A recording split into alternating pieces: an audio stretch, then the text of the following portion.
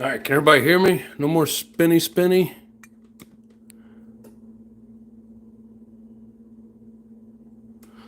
YouTube's got to get their shit together. Yeah, it's always something. You know, I go to upload the thumbnail on it, and it takes like 3 or 4 tries, and the video doesn't want to work, and it's like, oh well, whatever. Can everybody hear me all right? I'm talking. Can you hear me?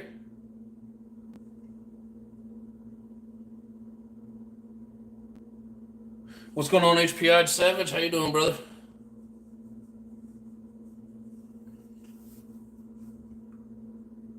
I hope everybody can hear me just fine now.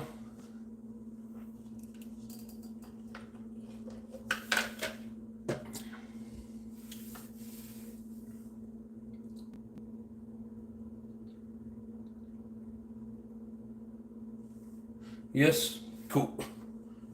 All right, good deal. I feel like I was just sitting here talking to myself. All right, so basically, the other day we was running this here Mugen. I had a lot of bearing squealing going on. Excuse me. So I wanted to take it apart, check it out. I got a bearing kit coming that's going to basically replace all the bearings in it. So for tonight, should be here tomorrow. Tonight, we're just going to take it apart.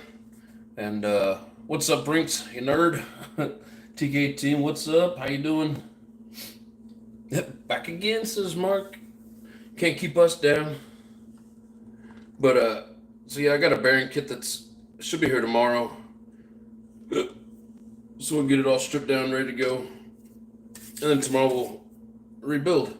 What I want to do is get it apart, get all the bearings out, see which ones are good, which ones aren't. And then we're going to take the engine apart and just, you know, give it a good cleaning. See what kind of, see what it's got left in it, and then put everything back together. So the Mugen is smoked. Want to sell it? No. It's easy fix. No, the Mugen works great. It just, something squealing. Oh, here.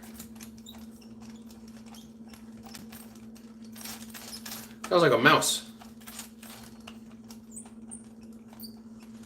Definitely one of the front bearings.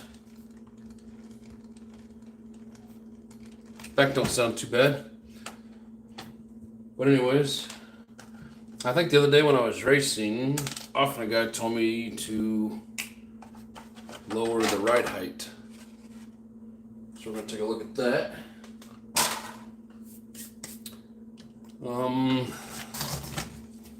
And probably right. I tried to set it up to where everything was level, but it is not.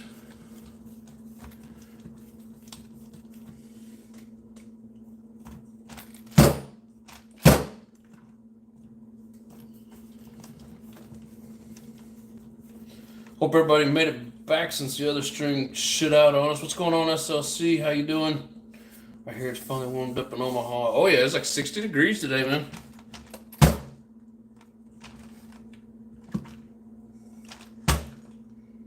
There we go. That's nice and level in the front. I'll check it with the calipers here in a minute. So we'll lower this. Make sure that both sides match.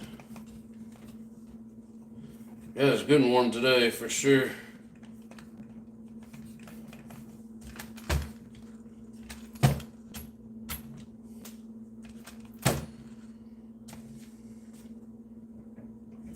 I think that's pretty close.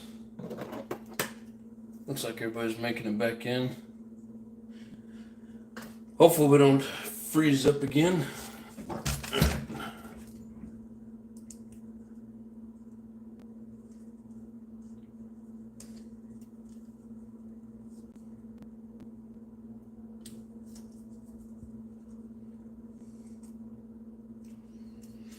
Okay, we got 9.8 on that side. Better not be starting to freeze up again. just seeing the screen go white. You guys still hear me all right? Almost 7 North Carolina today. Oh, yeah.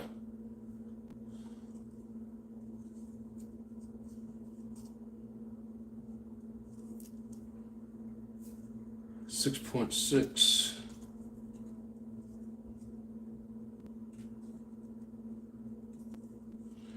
9.8. That's a huge difference.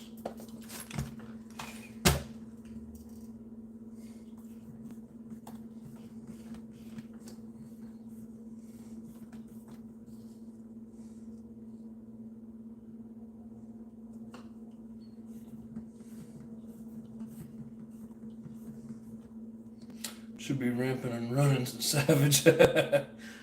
Yeah, but I mean, like it's already almost dark, so it wouldn't be, it wouldn't be very good. As the days get longer, we'll get back out there and hit the old ramp for sure. Feeling a bit under the weather from the radioactive iodine treatment. Well, that sucks, brother. Hopefully it works out in the end for you.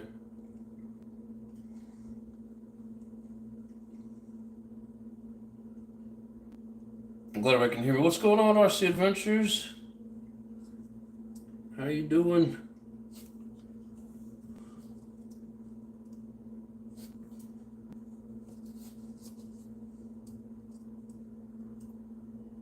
.8.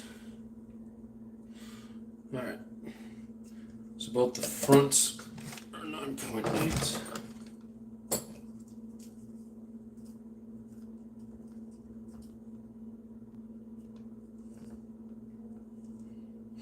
We got 8.4 in the rear. And all I'm shooting for is to make the arms level.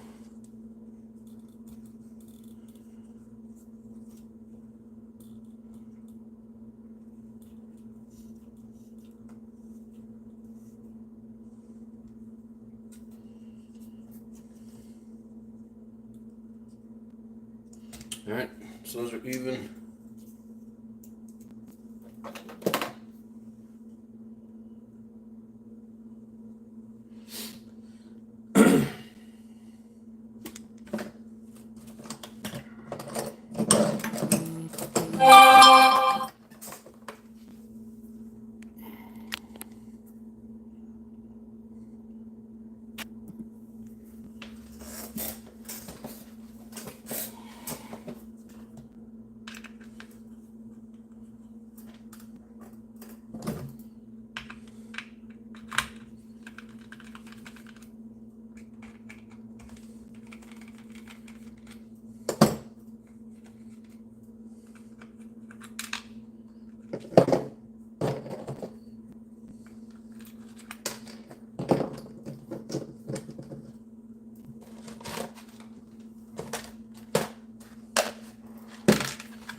Go ahead and charge this battery.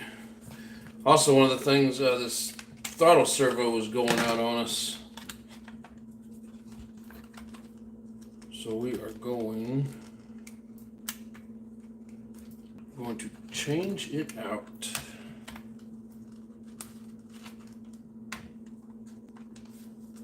Maybe. Come on, get out of there. I'd like to be able to charge this thing.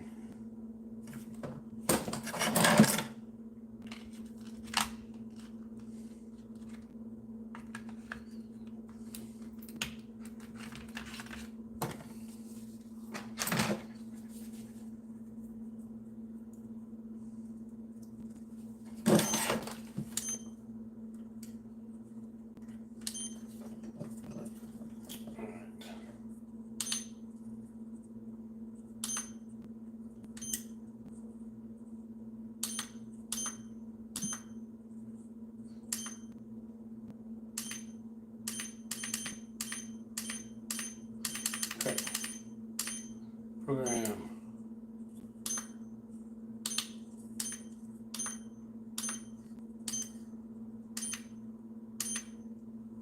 Alright, now we're in the right spot.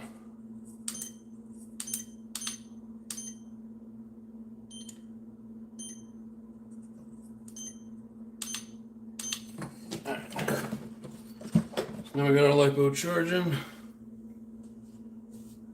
Some more videos in the coming months. I'll try to get my carbon twinzilla that I rip a monster truck show. That'd be sweet. Okay, then what's going on? So if you feel those Mugens at the track yesterday. Yeah, the day I'm not there, all the Mugens show up. Alright, so where to start? Somewhere in here.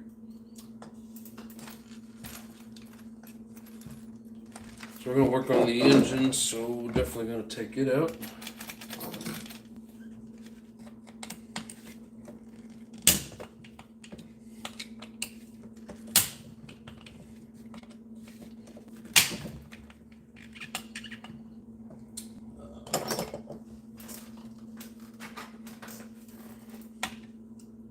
No, I grabbed the white one. Thought it did.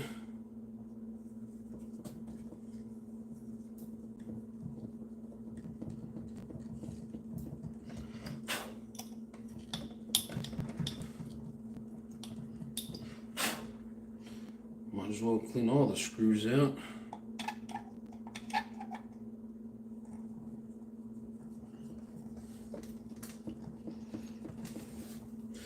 We might try and get up there again Wednesday. I don't know for sure, but it's a possibility.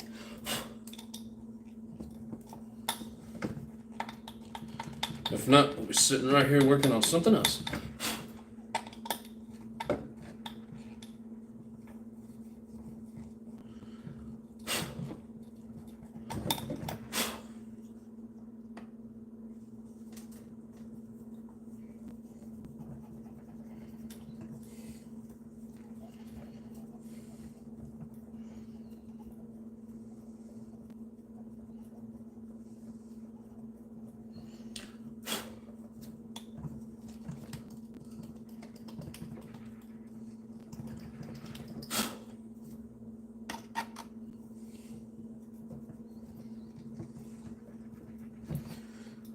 Yeah, that's the best way that I found to clean the dirt out of these screw holes is go with a smaller Allen. Just kind of dig it out.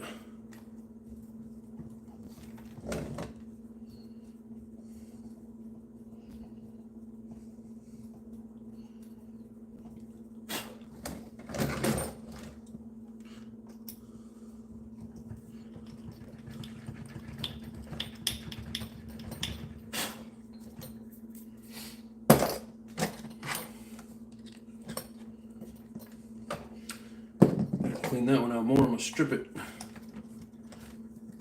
Yeah, I gotta make sure your wrench fits all the way down inside. Otherwise, you just strip the screw.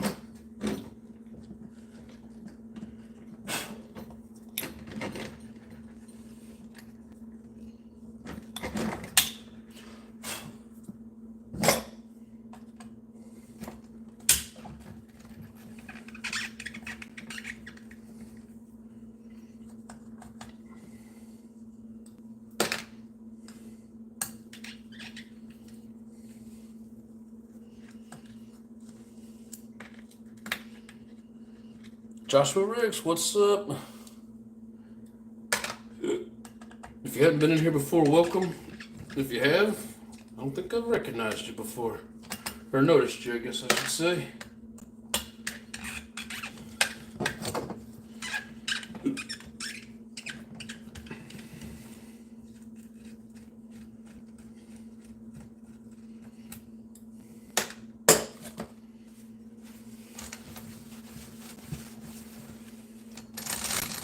Oops.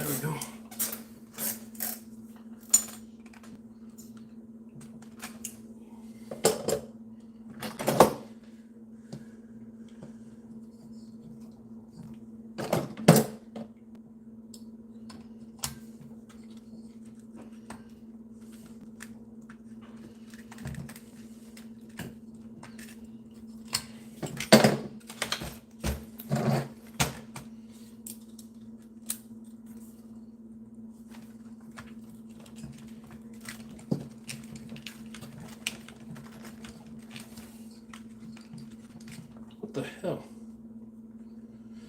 Somehow that screw got freaking stripped.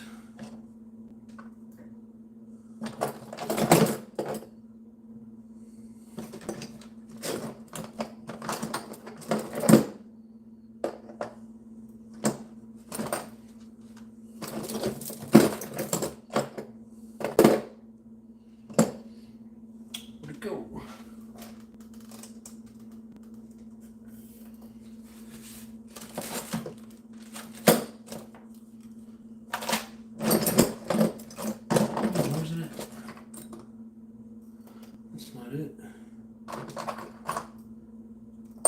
Got another driver here somewhere. There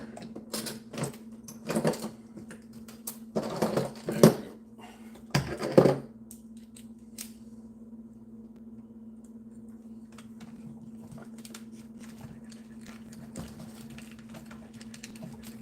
That didn't work.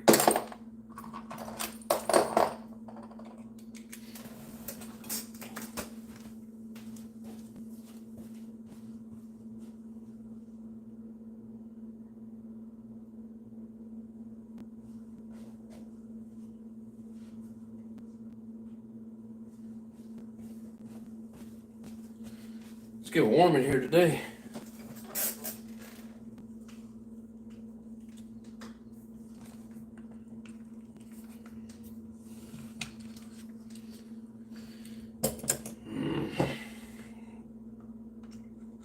Pissing me off now.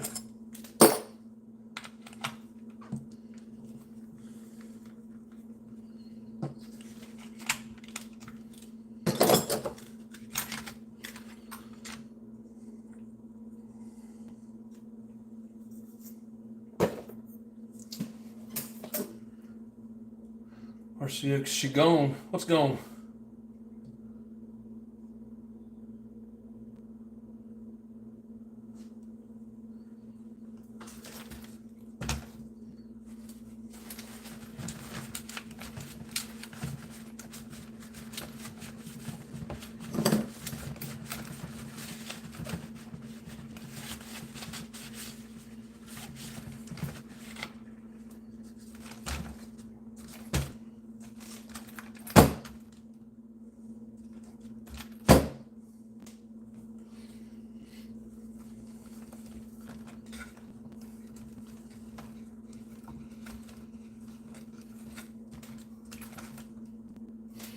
I don't know why this thing wants to ride so high. Ew. Alright,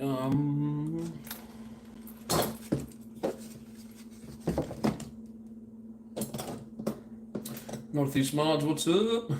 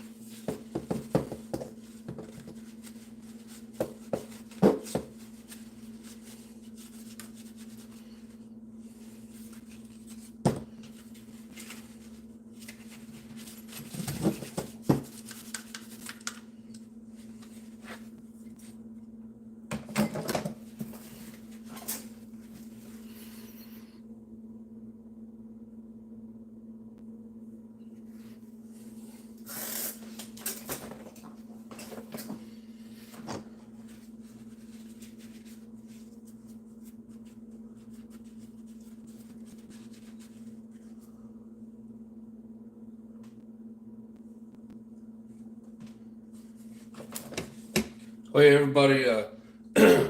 Often got picked up a badass Savage 25 SS kit. Basically, never been run. I think the guy fired it up once, but didn't even run a full tank through it. Hell of a deal on it. Congrats, Often guy. Congratulations, brother.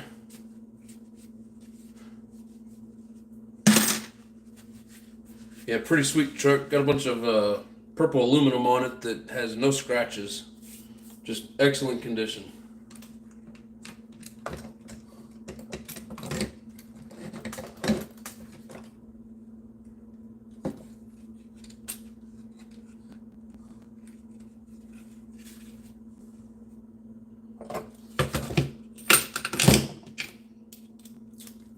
It's a beautiful truck.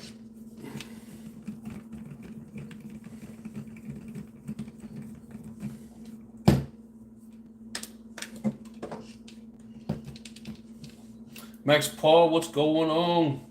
How you doing, brother? Not getting rowdy. Where's the mods at?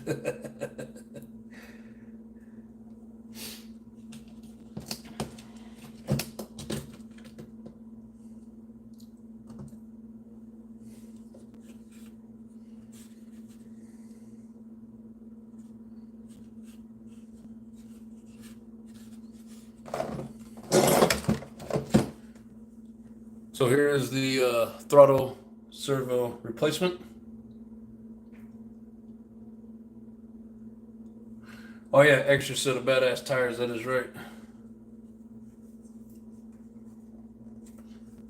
No, it's an excellent looking Savage.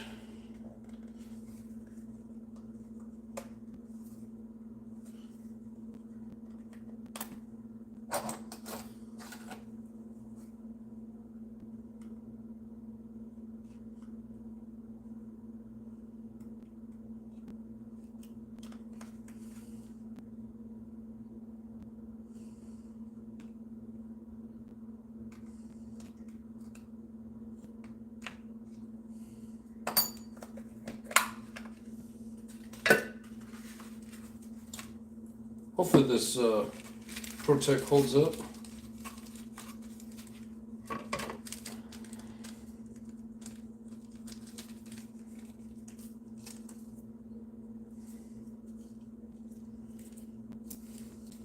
For those Protect servers, my XXXNT, what part number did you get? 100 SS.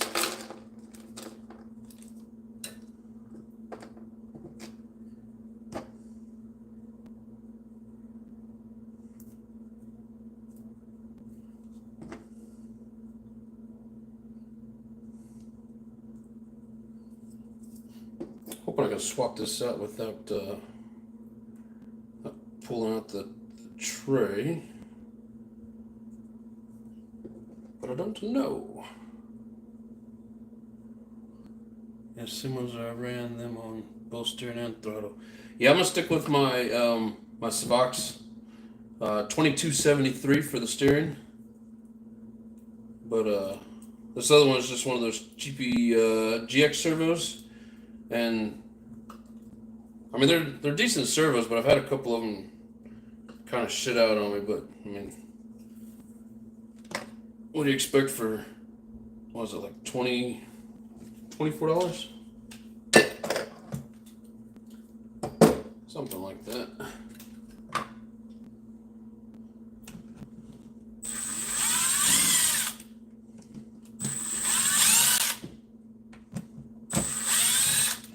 I think I'm gonna have to pull this up because it's got those pieces that go down in there.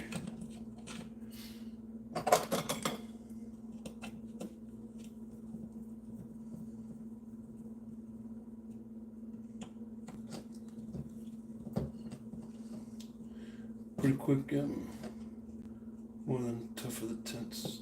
Let's see how they hold up in an 8-scale buggy. Yeah, and when I got it, I didn't realize that it said tent scale on and off road.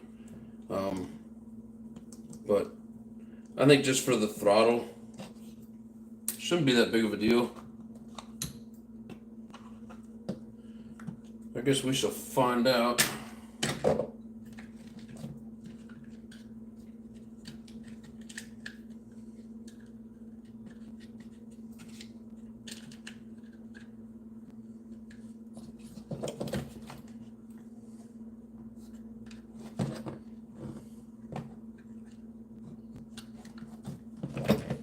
This has a stupid grommet. Alright, so go ahead and take off this upper plate. Get in there. Well, I guess it is the 2.5 or the 2.0, sorry.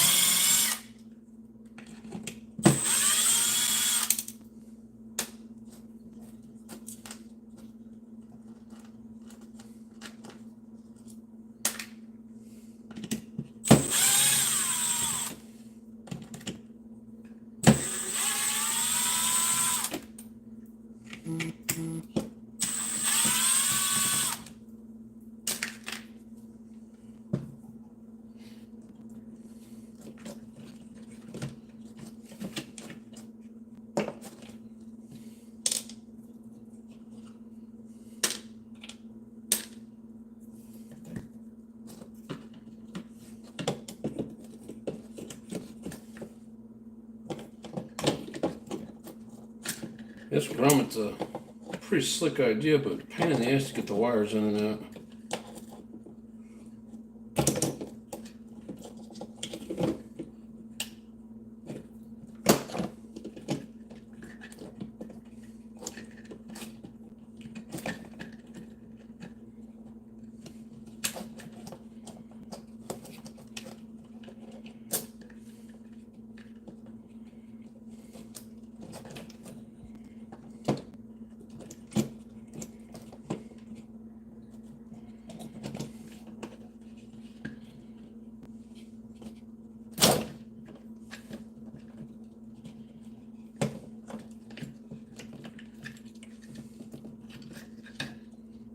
Man, it's more of a pain in the butt to get out than it was to get in.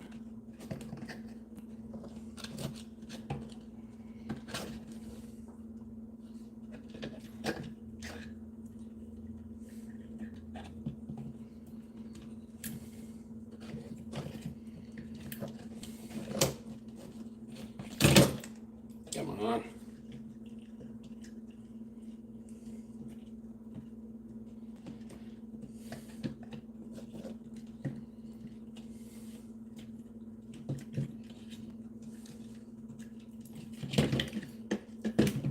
Almost just want to take the damn grommet and rip it off.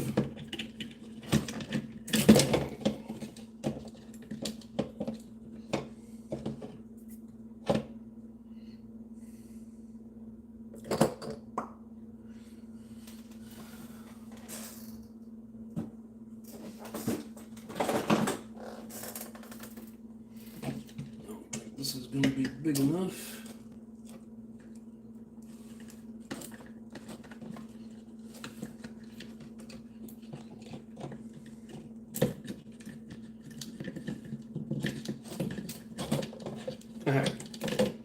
Yeah, it worked.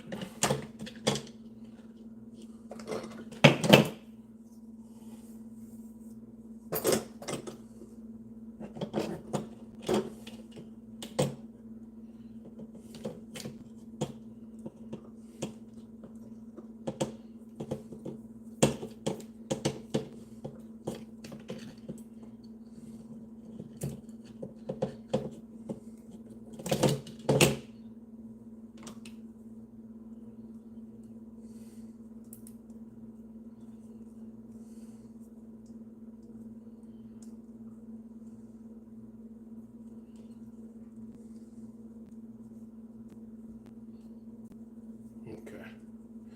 Yeah, so he's got changeable heads on them. It started to come off. I think you will sooner than you know.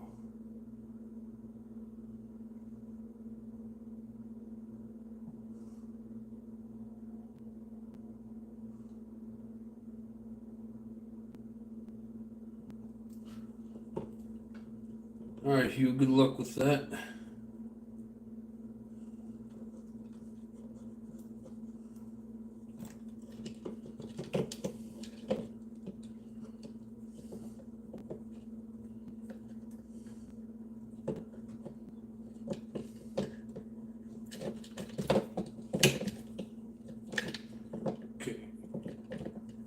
So I gotta change my approach here.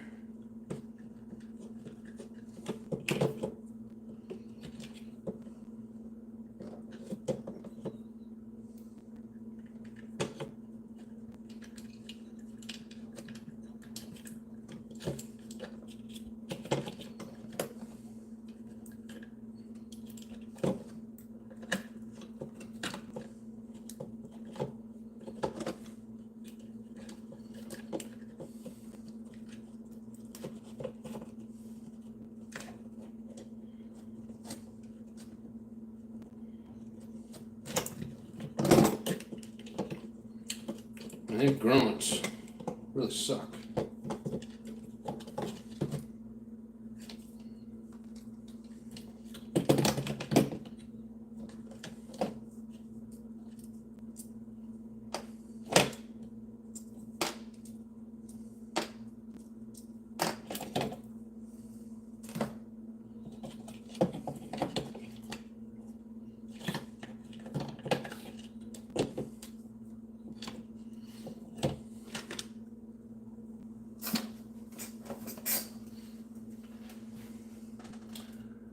Shop will get you with the LMS cars, catch you off guard when they fire up, scare the crap out of you.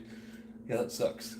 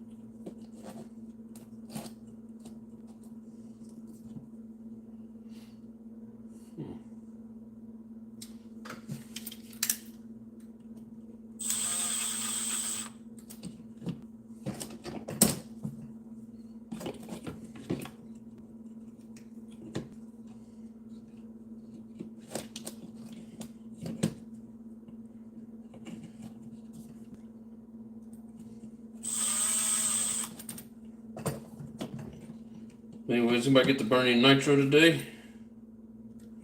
I know JP did. He put out a pretty cool video. If you guys missed it, go check him out. He ran the Losi, the RTR Truggy.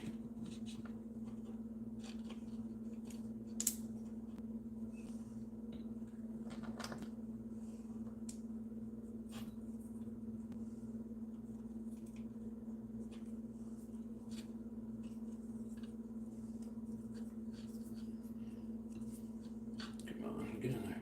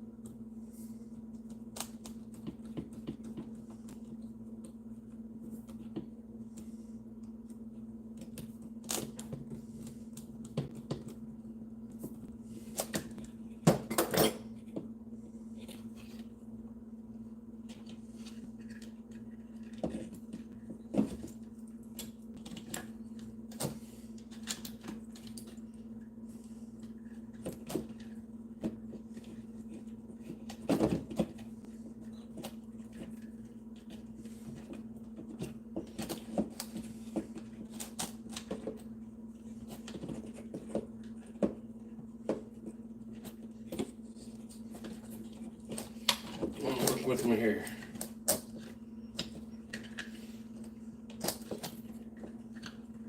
Nothing wants to cooperate.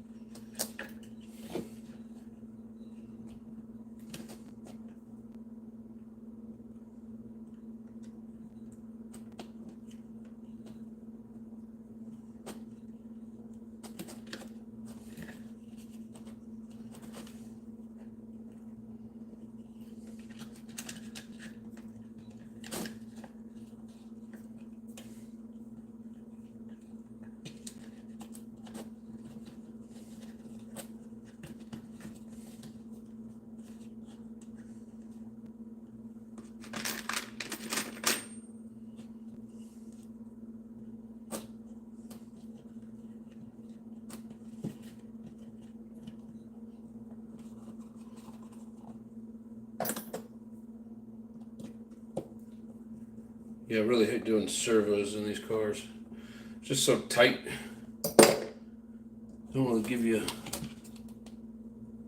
much room to work with.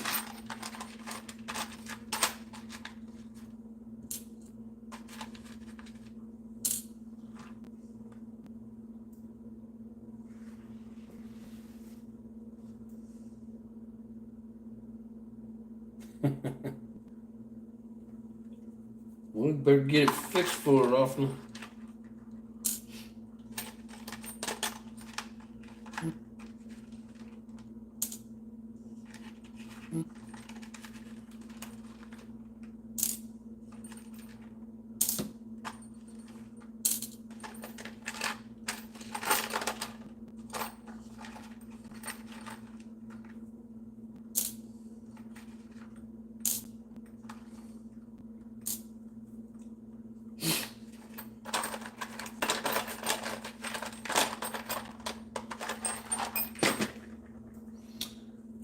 Some new content, haven't done much lately. Thinking of doing a video of my RC10T, the dirt track's gas conversion.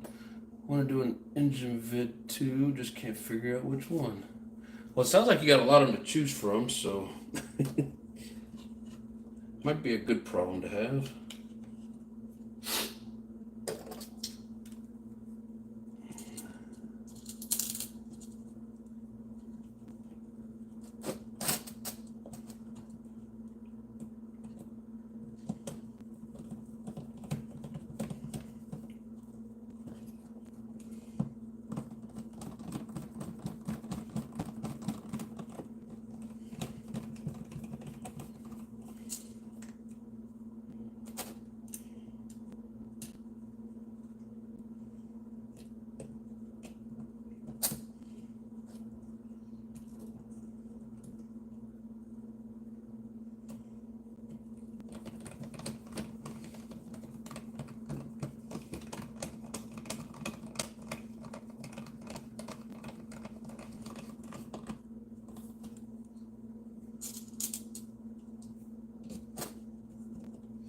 Anybody got any special builds going on?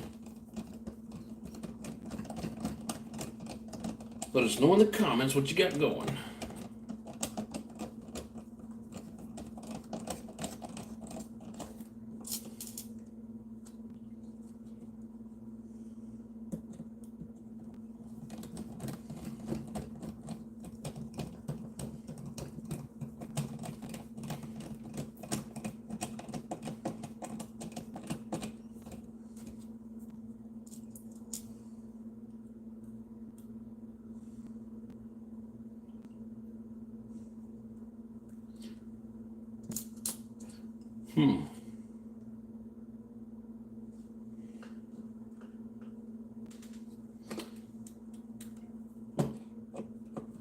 Just for the hell of it. I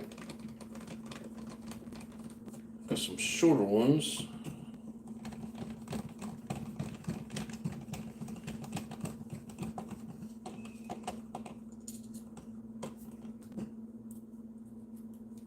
I don't remember exactly where the shorter ones went. None of the holes feel like they're too short for the longer ones, so I don't think it really matters.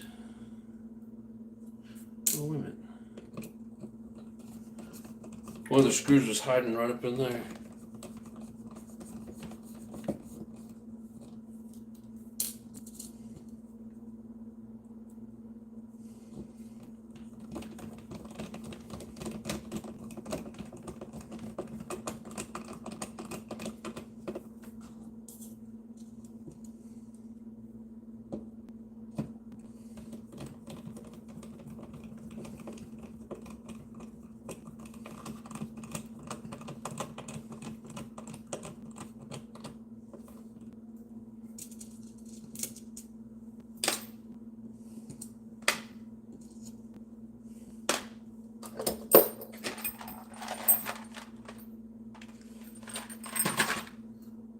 Screws are holding this receiver tiny.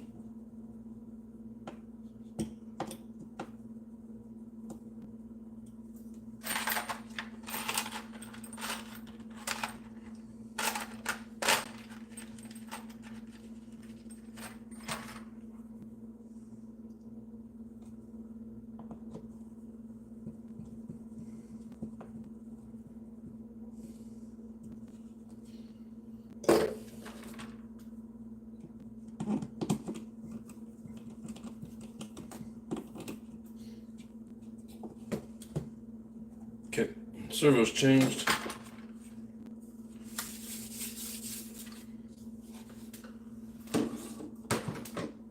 Now it's time to get all the bearings ready. Oh, really?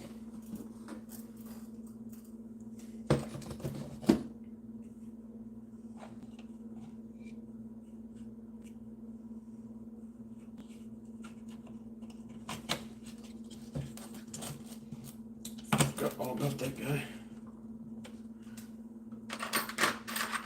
Makes more sense now.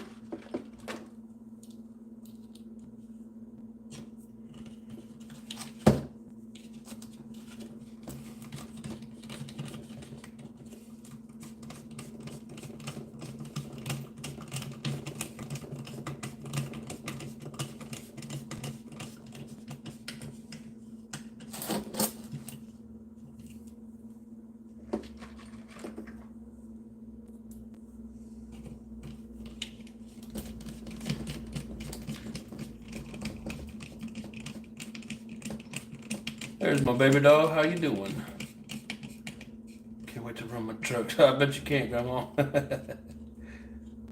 Weather's getting better. You get to run it here pretty soon. Already got the fuel for it. Nice. I got my fuel too. Thank you guys very much. Appreciate the donation. Travis, my brakes were fine at first, but now when I apply the brakes, the servo glitches. It just keeps repeating itself as I'm applying the brakes. Huh. It's either a bad servo or a glitchy receiver and controller. It's hard to say though. I mean, best thing to do is to swap it out and see if that solves it.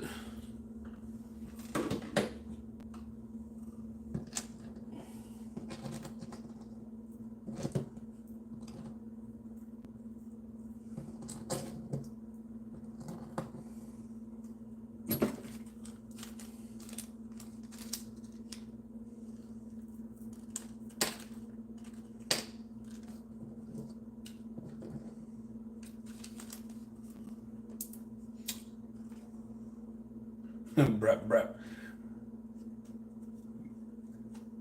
If you're asking me, Grandma, I'm doing fine. Or if you're asking Mama, she's doing pretty good, I think. She can answer, I guess. But brap, brap's just the sound of, when the engine's screaming, bang, bang. Yeah, the sound of a stroke engine like your truck has, exactly. Vroom, vroom.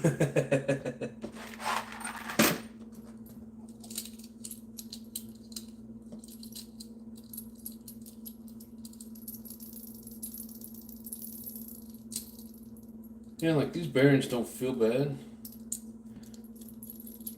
I may leave those as is, but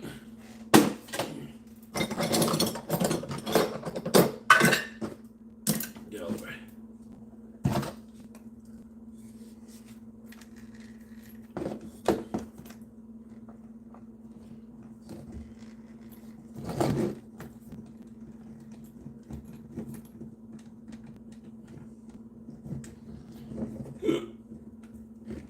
Pillow balls are getting worn.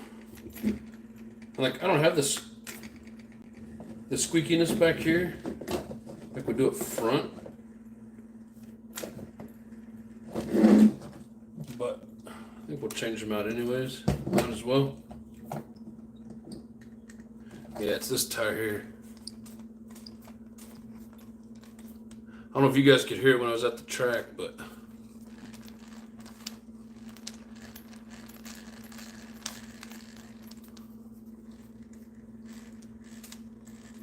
so you're not breaking it all the way down, just maintenance? Yeah, I'm just basically got to get to the bearings, so I got to break it down quite a ways, but I think it's out here in this wheel. Yeah, so basically, the wheel bearing, or well, I say wheel, but where the axles are, the diffs. Should probably do all of them. Basically, I've got a kit coming. Man, my wing's broken. Yeah, but watch me get it broke all the way down, and then it doesn't have all the bearings.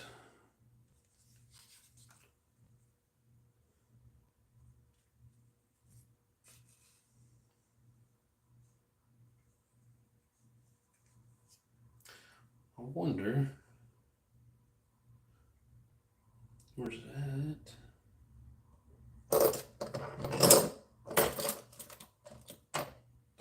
There we go.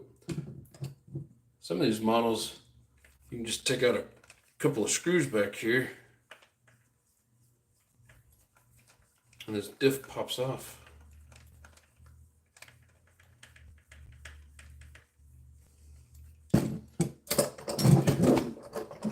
That's too much work.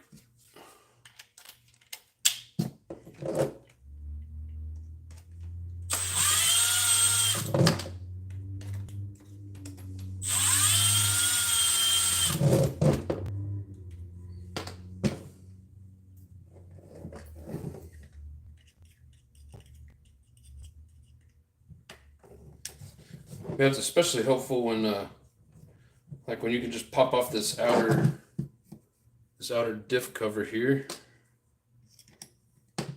and pull out your differential. I don't know if it can on this one. I'm just trying to see what it does.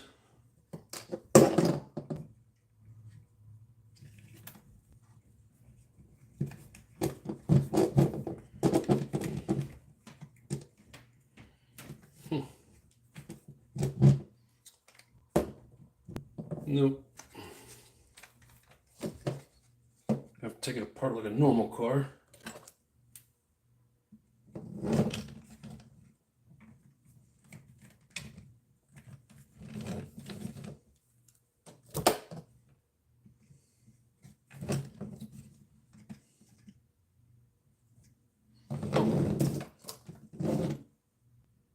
That's where the mud guards used to go. It didn't come with mud guards though.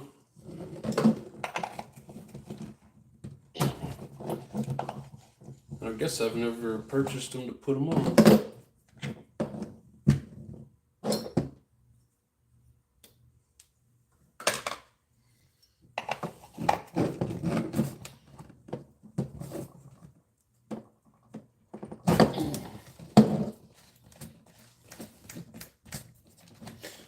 Often ago you heard it when I was at the track, or just now? Like I was hearing it at the track up in the stands.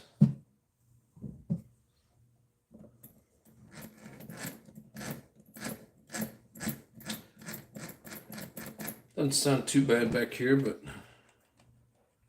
like I said, we got the bearings coming, so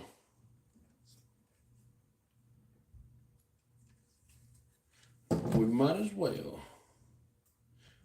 All right, so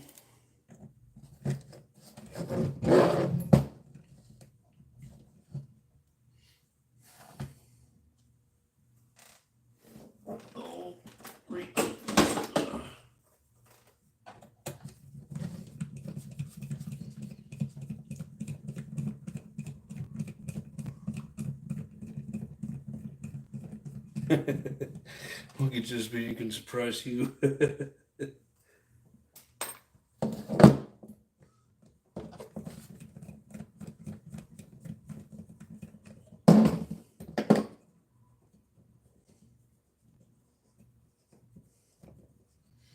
Oh man, come on.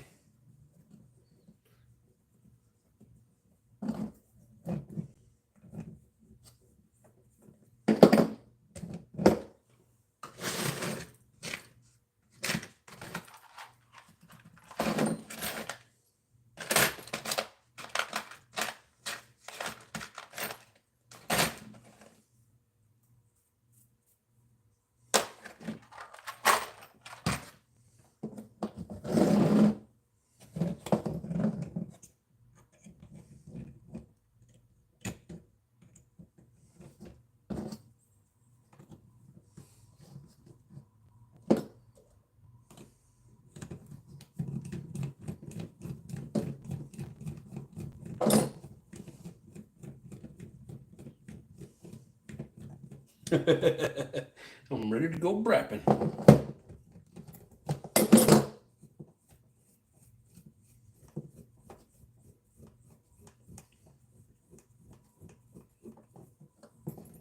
These screws are some long-winded bastards.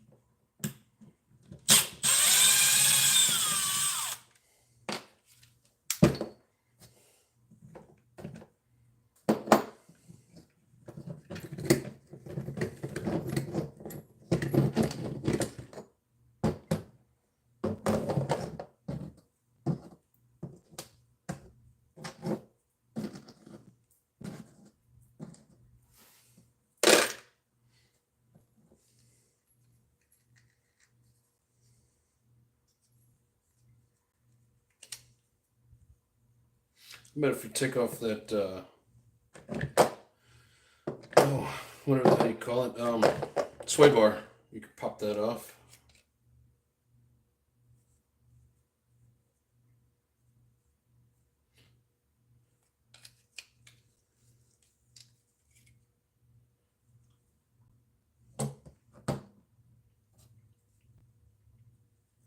Yeah, I mean, to get to all these bearings, you basically got to strip it all the way down.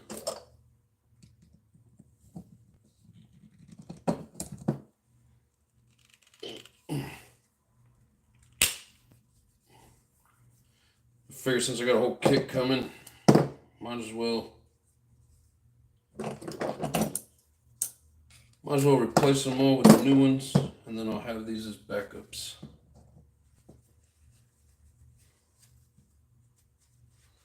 Not sure what engine does. Grandma Vic having her truck. Same as yours. 25.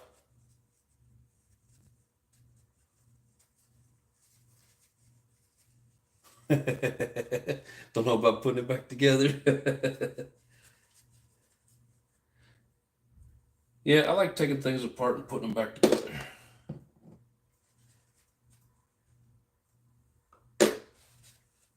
It's fun.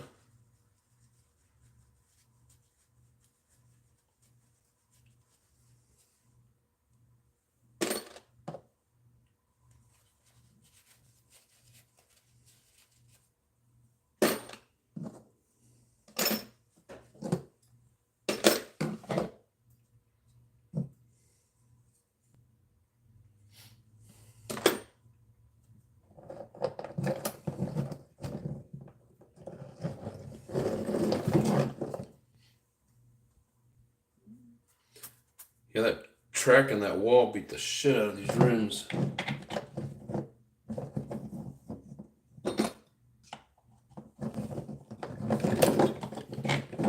No.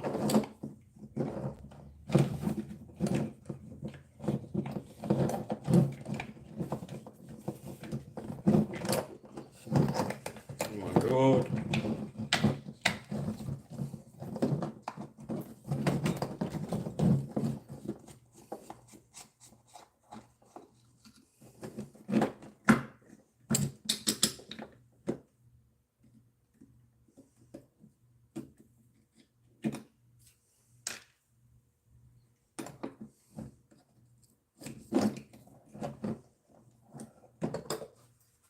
Yeah, last time I took this thing apart, I don't remember what it was for, but I found one of these pins was sheared in half.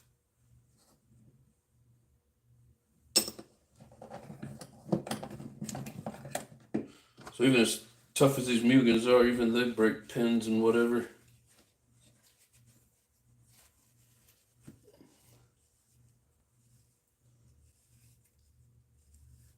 Yeah, I definitely want to have the manual handy.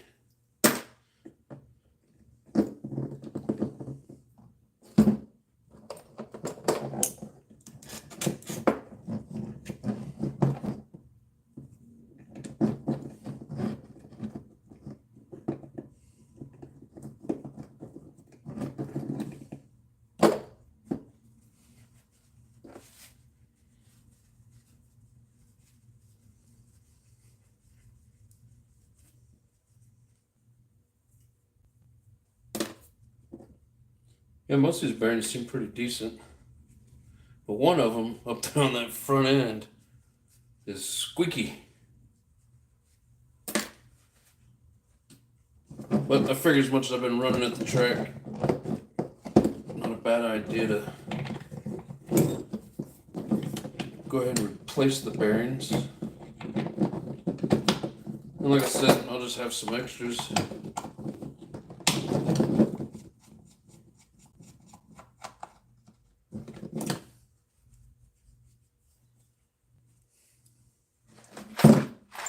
I forgot to clean this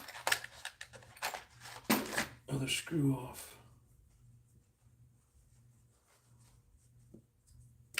Alright.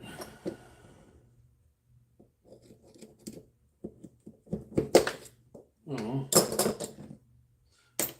See, it's pretty fast tearing these down, but putting them back together, of course, a different story.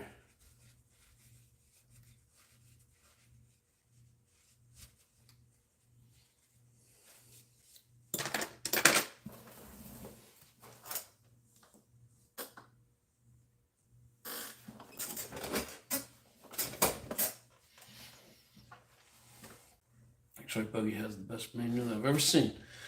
I've never got to mess with an X-Ray.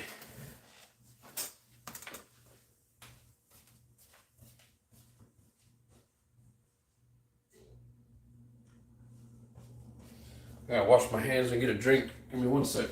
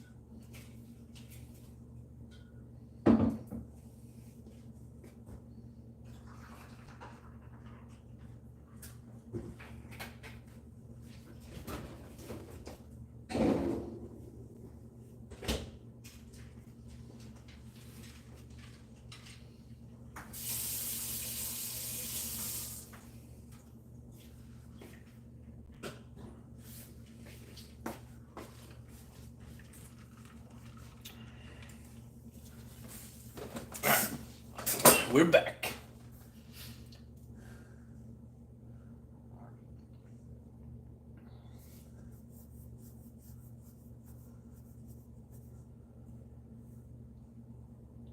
I don't even have the Mugen manual. I just look it up online. Yeah, the manuals are very helpful. I like them.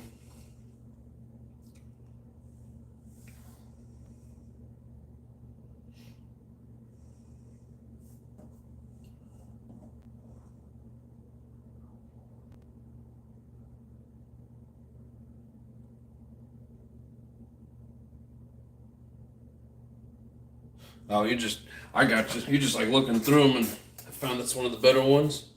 That's cool. It's good to know.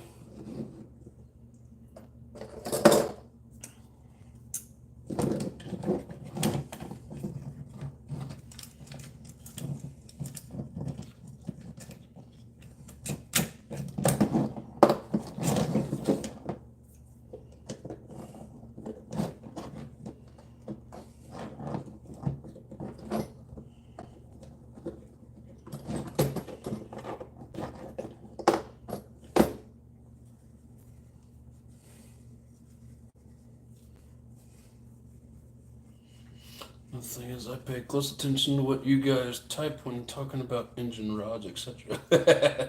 That's good.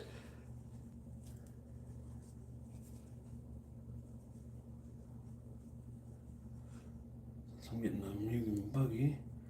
Rather reading that one over good. When you getting a Mugen buggy, brother? Let me guess. You and JW are both convinced that you're getting my Mugen. Nobody's getting my Mugen. I'm just messing with you. No, that's awesome. You're getting a Mugen. I love the Mugen. I like the way it handles. Handled great for me at the track. Just, of course, I mean, hands down, the Red's engine is just one of the best. Of course, I don't have experience with a shit ton of them. Or, different engines, but man, those Reds R5Rs are nice.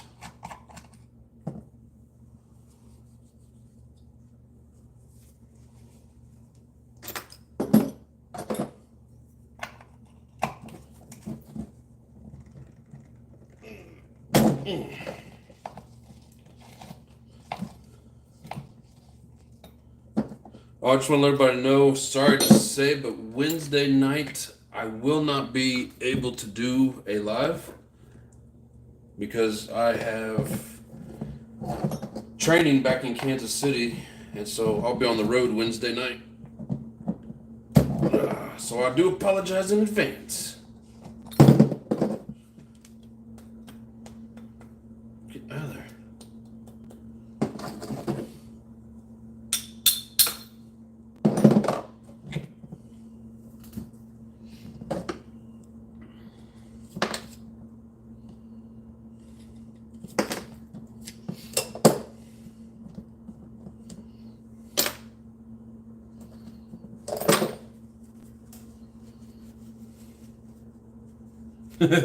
June, my birthday gift to myself. Yep. I don't blame you. RB engine just rebadged and the crank journal is bigger. Huh. It will be brand new with an engine. Oh, I want a brand new one with an engine. You getting the MBX8R? And then that's why you were asking the other night what engine. I would seriously consider a Reds, or if you really want to spend big bucks, of course they got the OS, but I really like the Reds. The new Novas, I mean, from what people say, they're not too bad. I just don't have one to compare and say yay or nay.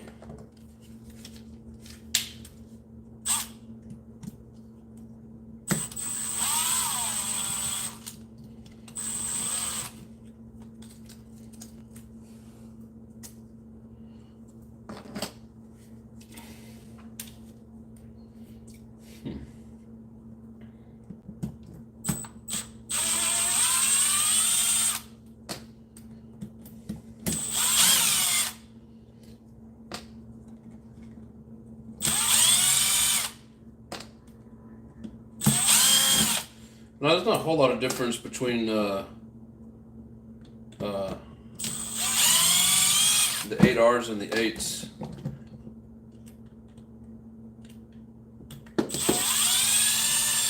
But it sure would be cool to have a new one.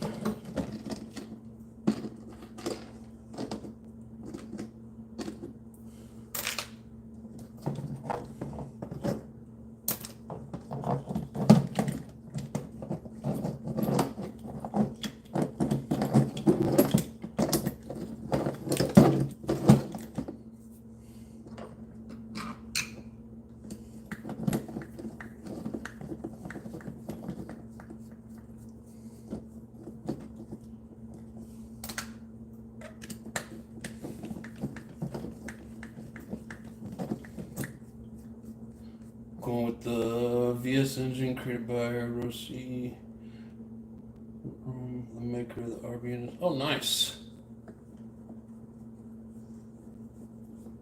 Hell yeah. Hey, tell me how much my connecting rod is looking like my RB. Dude, that thing, as of the last picture I saw, it looked like come right out the factory. Doing a good job on it.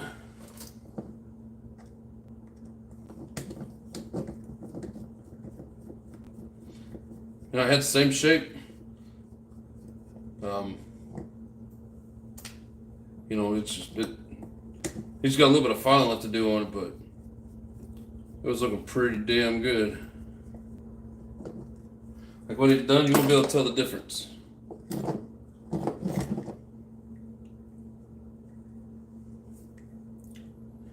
No, sir.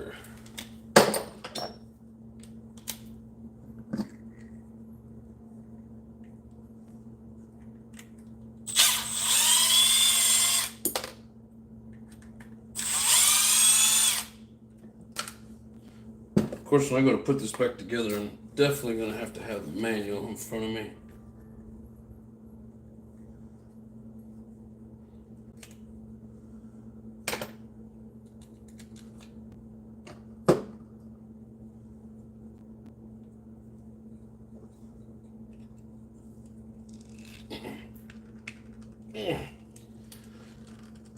Oh my God.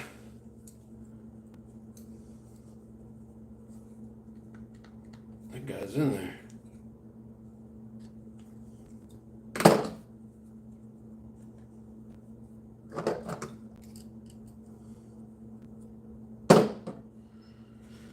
It's in there so good, don't want to come out.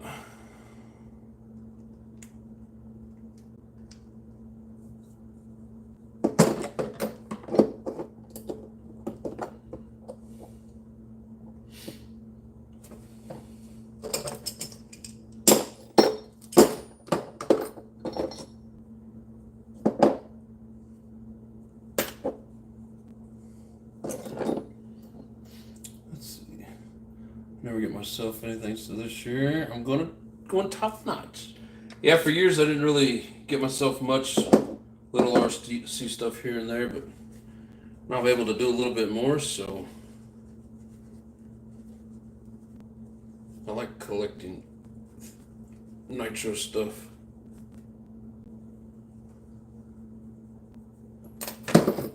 Yeah, a couple of these bearings are getting pretty worn.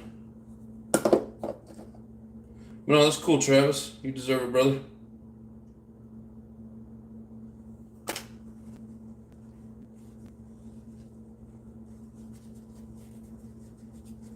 I don't usually get new stuff. Only a couple of my models were new.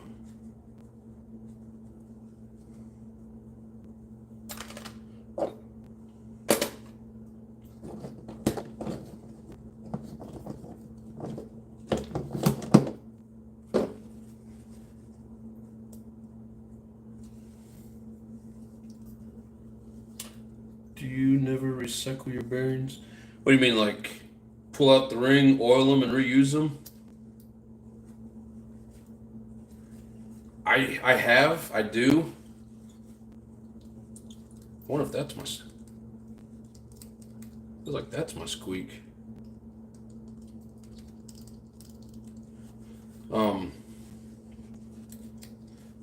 But at the same time, like it's like I've done it, and then it seems like they don't last very long. And I don't know, maybe I'm not doing something right, but you know, peel off the little the ring. Um, you use WD-40 or whatever to clean it out, and then like put some 3-in-1 oil in there, or even bearing oil.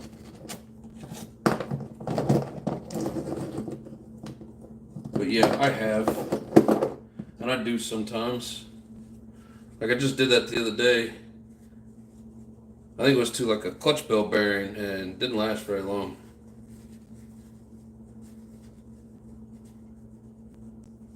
And especially like some of the better quality ones, I will. Like some of the cheaper stuff, not so much.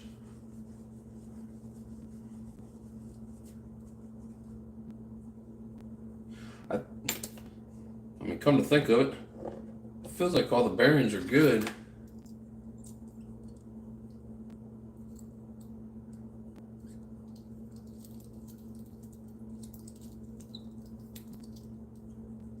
I think that squeak I was hearing is in here.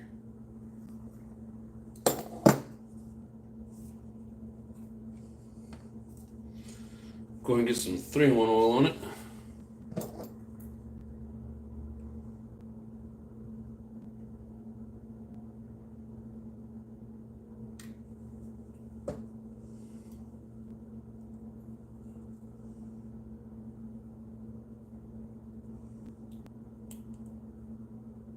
Pin keeps trying to fall out.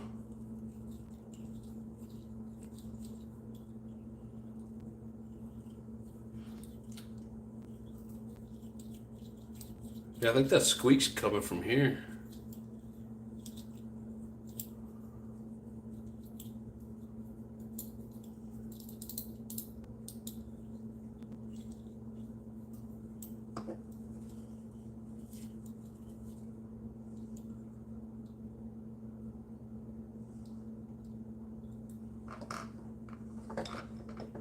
Some of that excess run out.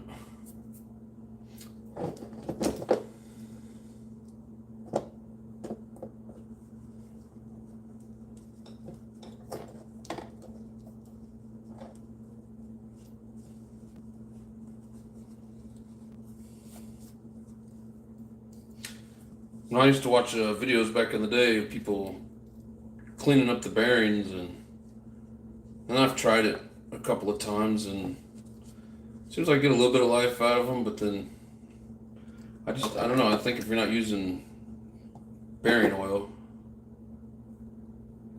I feel like you're not getting what you should out of it.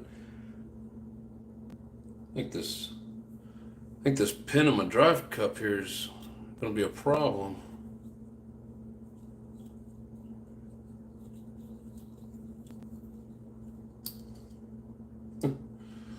There it is, pin's falling out. I've always been curious how these pins stay in there. I think it's just the bearing that holds them in, if I'm not mistaken.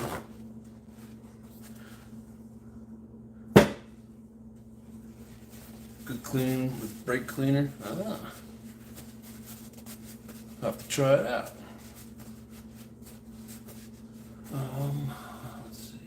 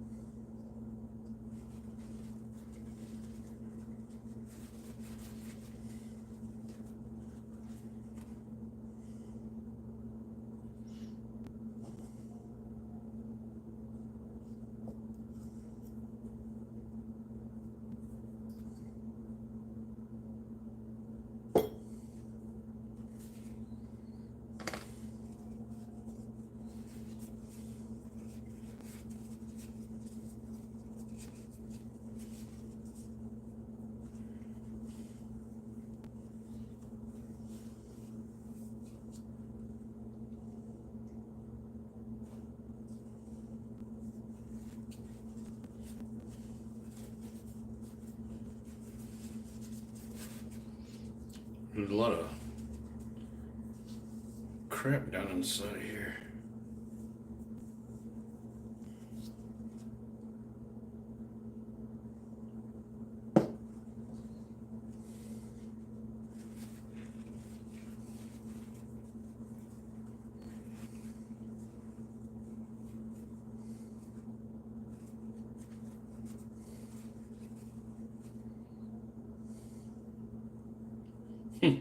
I've never had these things completely apart before. There's not supposed to be a screw that goes in here, is there?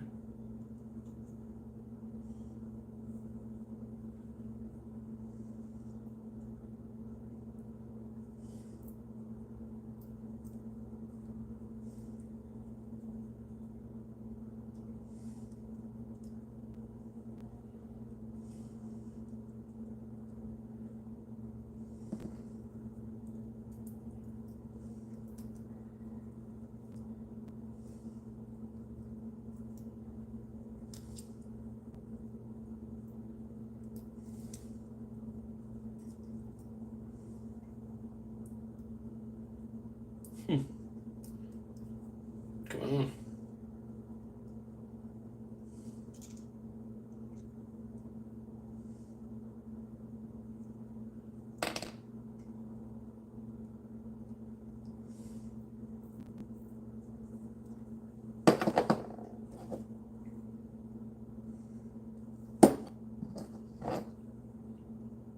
There's like a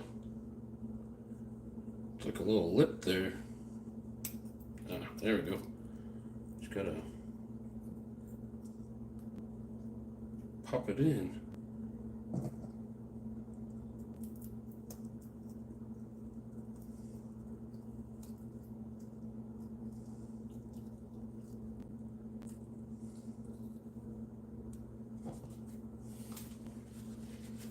That's the first time I've ever taken any CVDs apart.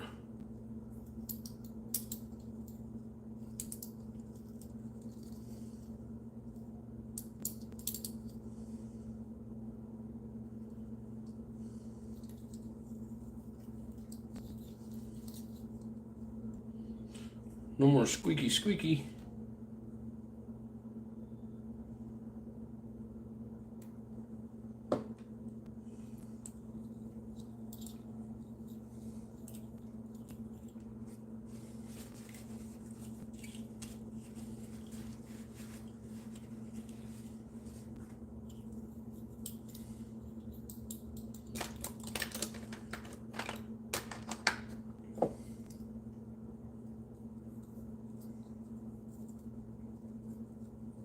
Yeah, like that was out of the 4, that was the only one that was really bad.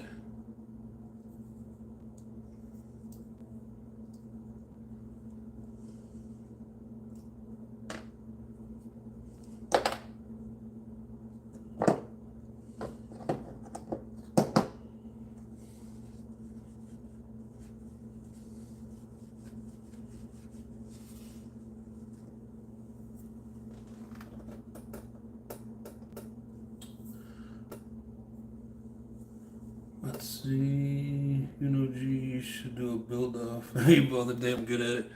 Oh, I don't know about that. I get doing competition and I just start flying through shit and messing it up. It'll be kind of fun though.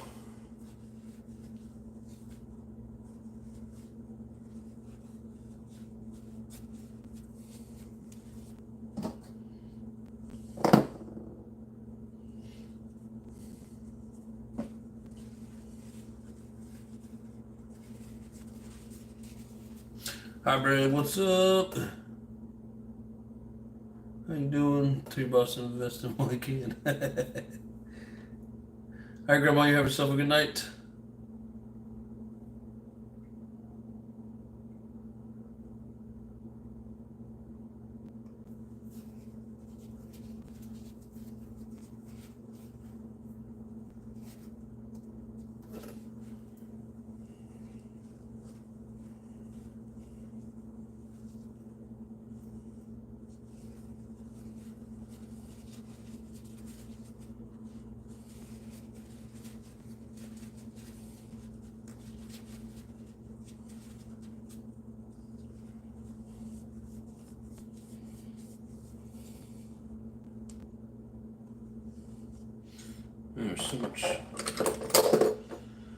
so much crud in here.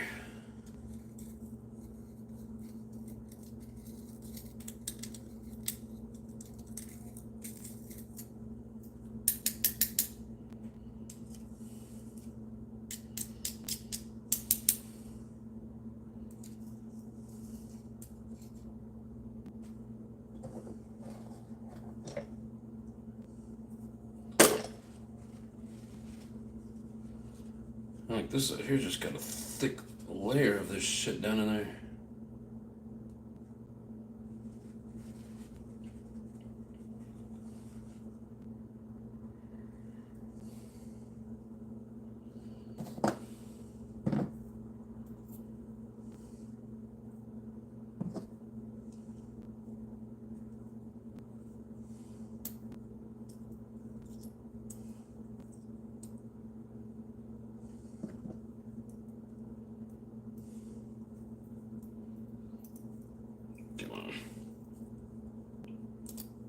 There we go.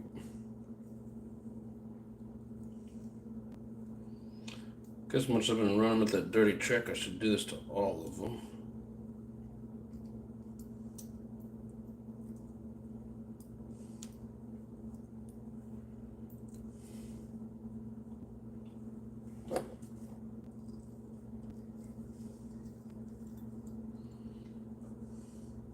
Yeah, I think all that squeaking was just coming out of these cups.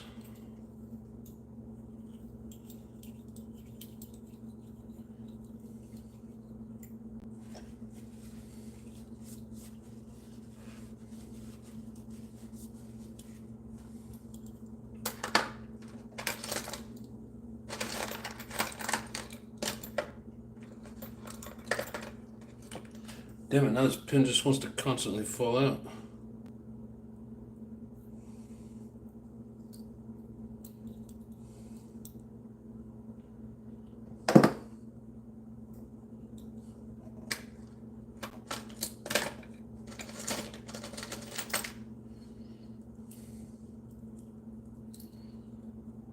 There we go. I'll put the bearing on there to help keep them where they're supposed to be.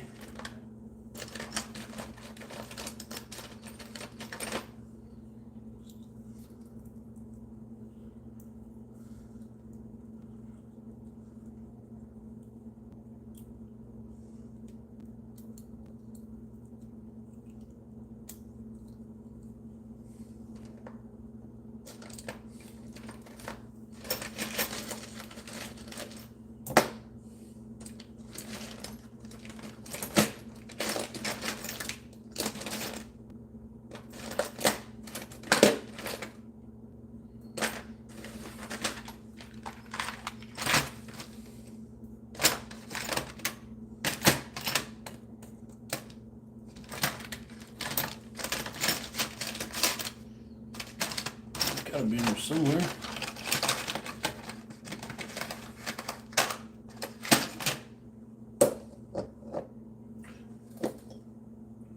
As far as I know, all the bearings made it.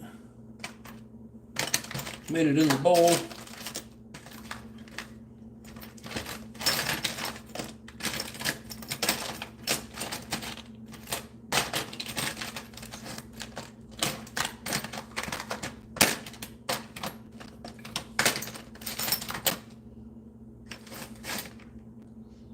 What the hell?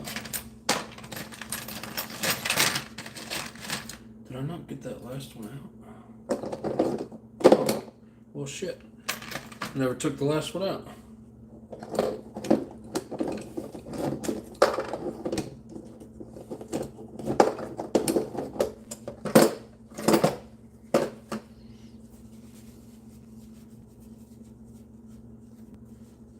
What's going on, Jason? The pin should have a flat spot on the middle of it. There's a set screw that'll hold it together. Well, none of the four have a set screw in it, so either these don't come with it, or whoever had it before me lost them. Because none of them have a set screw, brother.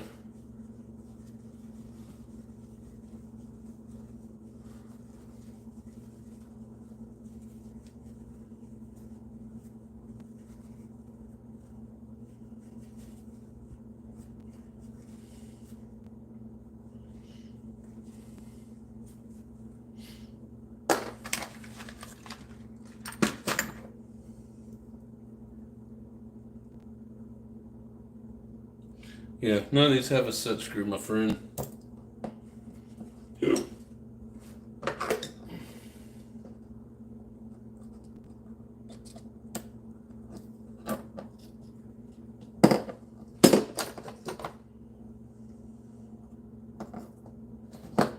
Just slides right out.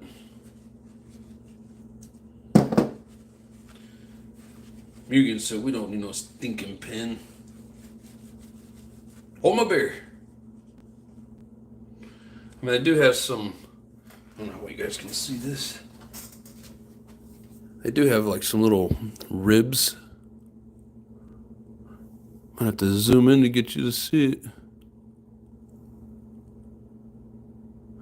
But no flat spot and no set screw.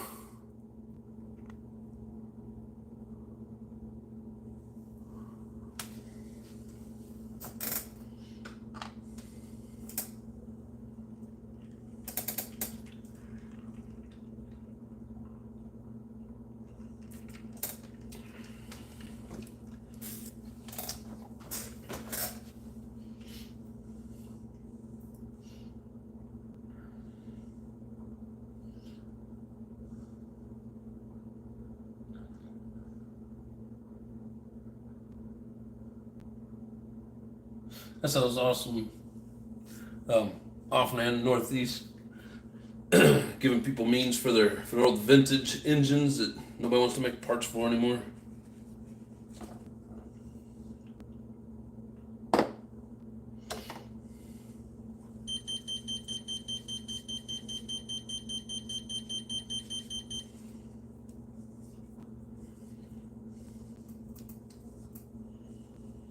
Lotus, what is up?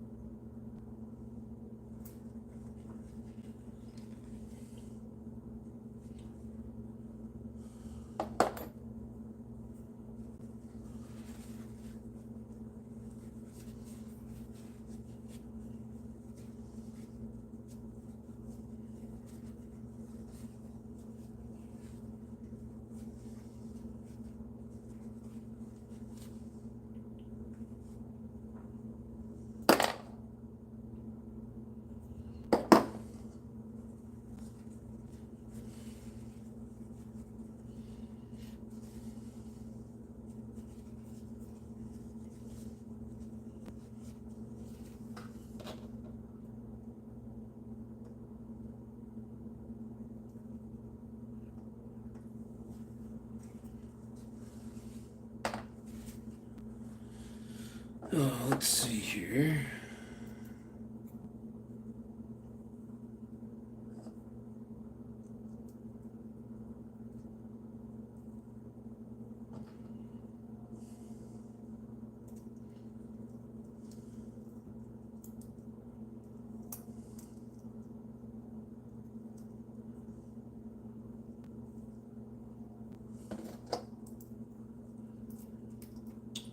Again, we'll use the bearing to help hold it in there.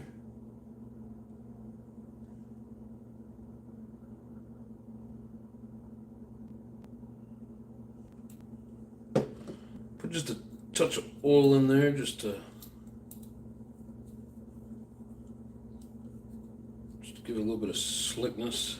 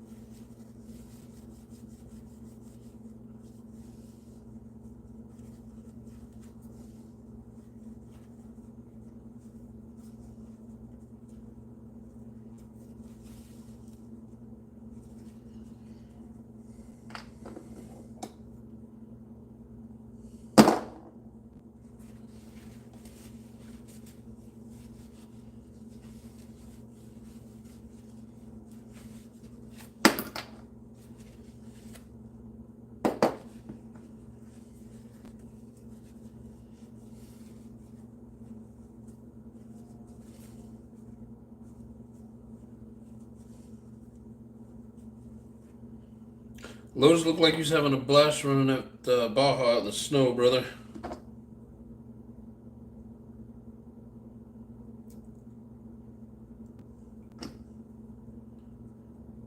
Makes me wish I was out there with you.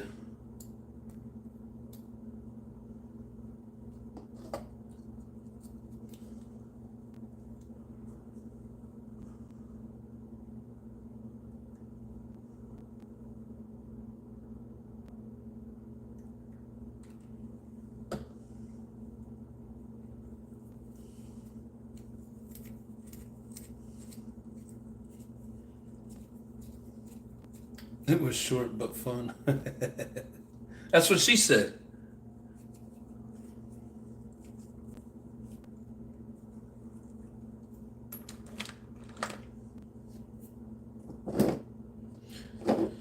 All right.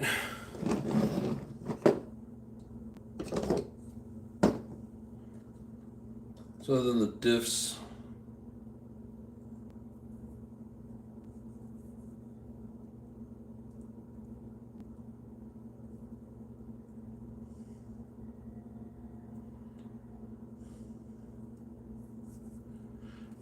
I think the diffs are going to be just fine.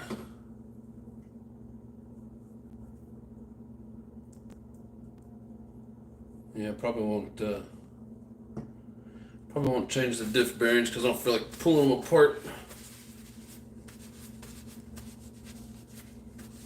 They got fresh diff oil in them. All right, like I said, I got the bearings coming in. Hopefully they'll be here tomorrow. So there's that pile of mess.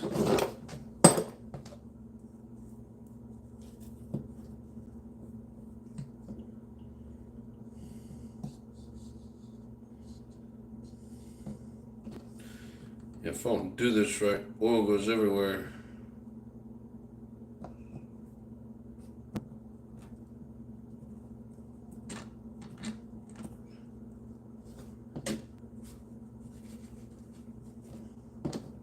Kind of a pain in the ass. All right.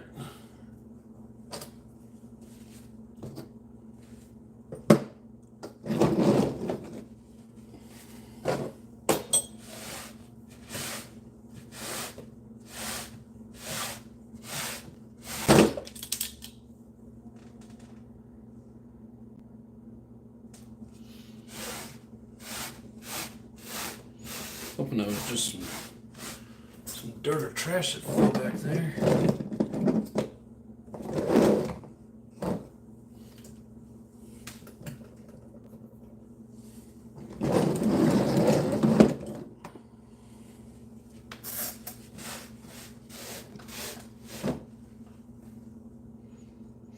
I can't tell what it was.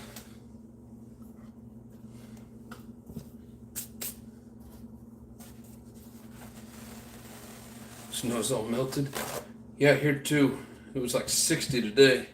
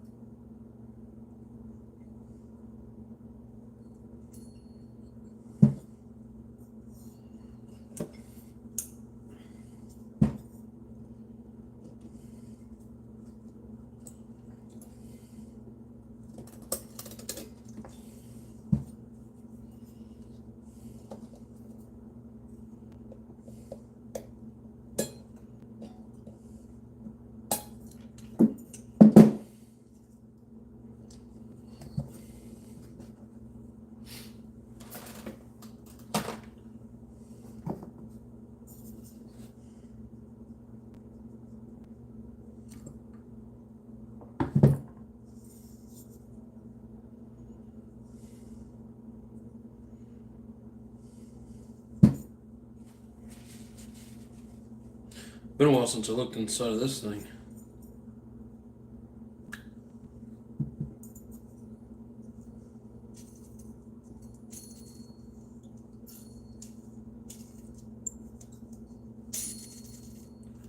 I think there's part of our problem too. It's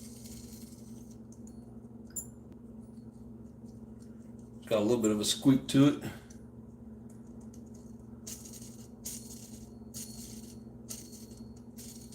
Going through a box of engines yesterday and had to stop and admire the 12RR. Good times, good times.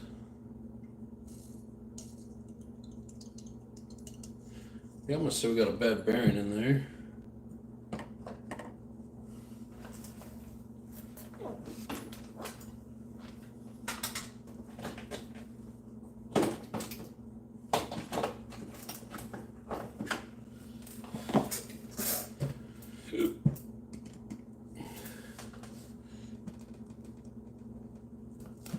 I don't know that I ever did look inside of this Reds.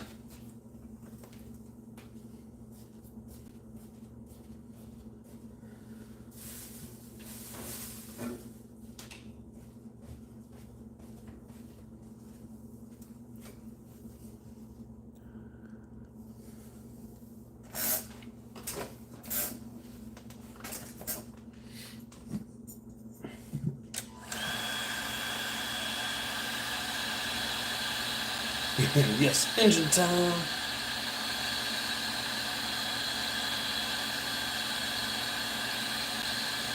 Yeah, just like you guys, this is my favorite part of the buggy.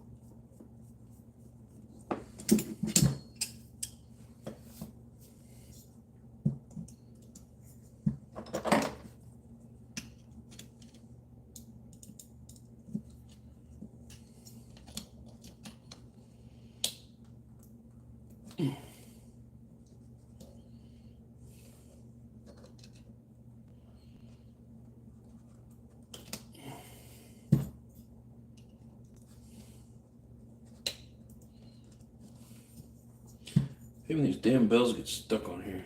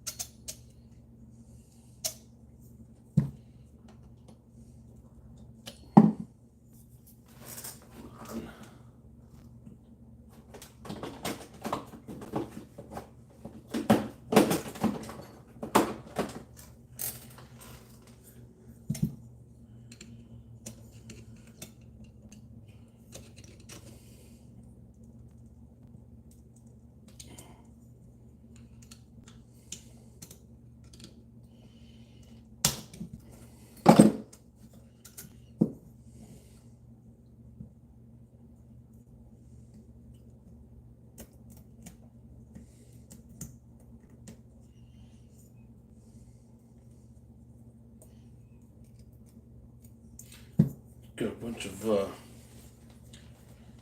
Loctite shit on it.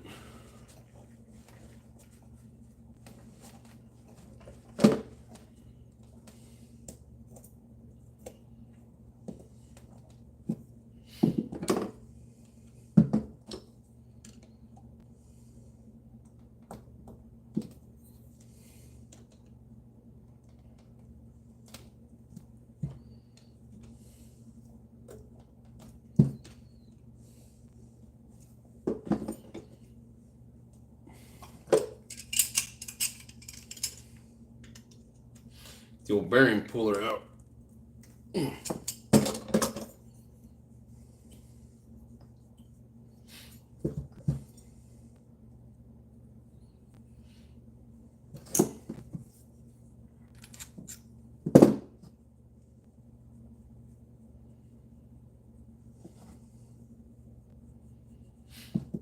those bearings feel a little rough. I'll clean them up later, Travis. Right now, I got my buddy's stuff over here. He's got some bearings for me.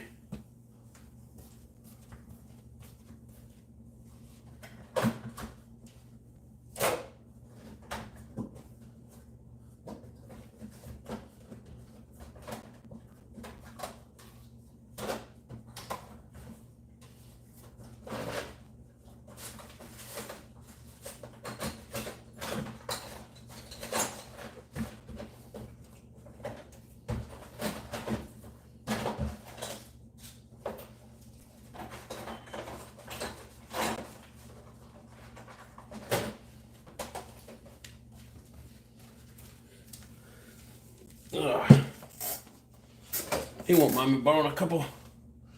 That's what happened with the Sin Sunday. How'd it go? It ran pretty good. I do need to take it apart. I probably don't have to take it apart to adjust the transmission, but I need to see where the screws are set in the clutch for the shifting points. So at some point, I'm going to pull that tranny out. But I mean, it ran pretty good. It just kind of shuddered when you're trying to take off because I think it was like trying to engage and start off in second gear. And the one-way bearing slipped. I probably spent more time trying to get it to start with that one-way bearing slipping than I actually got to run it.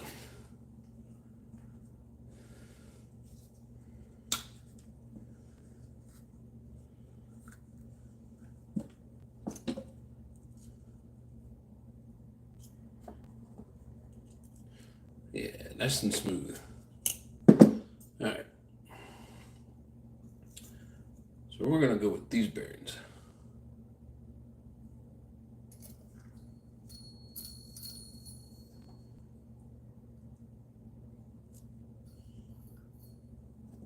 Is there a shim in there?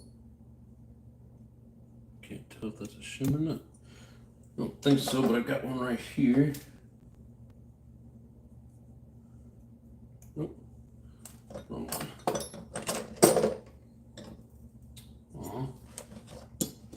Guess I put all those shims back.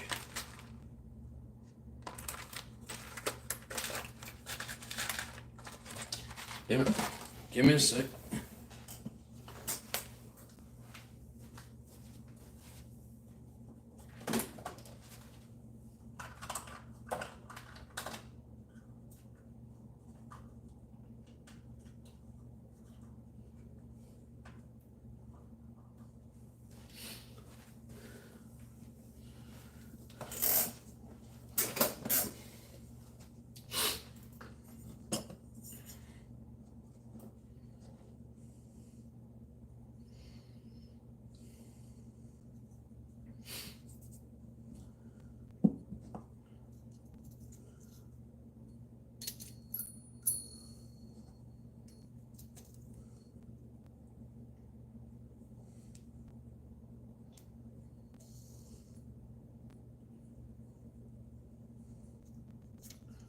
That may set it up just a smidge too high.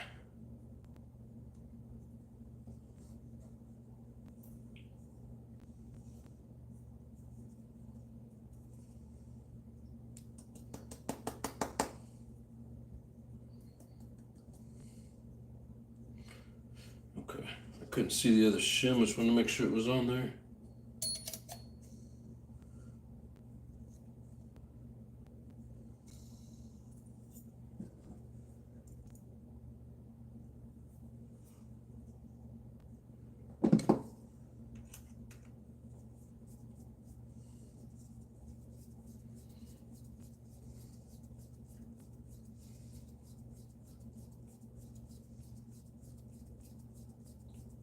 Welcome, Waffle Guy.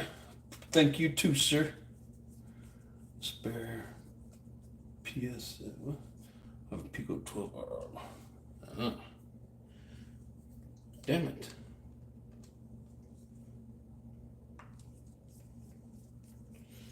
I don't think it's supposed to have any shims in there. Give it the shims that you think that it wants, and then it becomes too tight.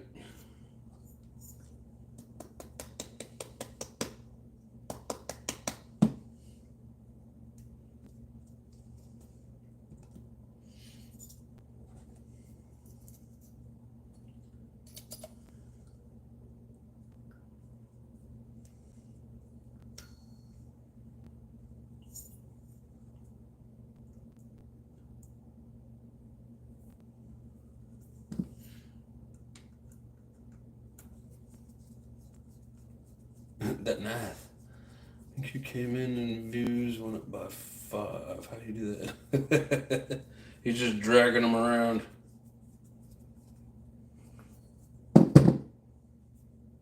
Why?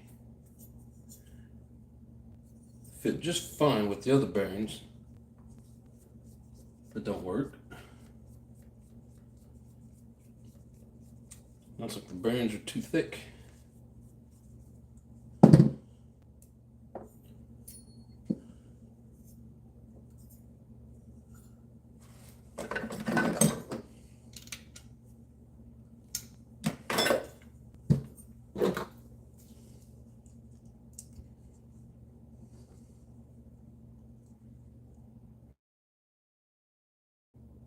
On 3.9. There's no freaking difference, so why does it not want to go on all the way?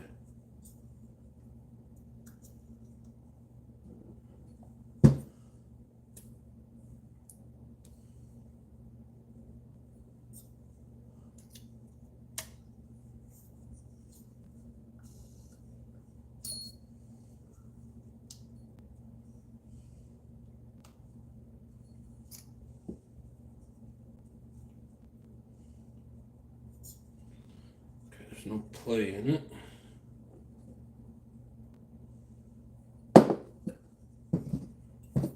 What if there's some gunk down in here not allowing it to go in all the way?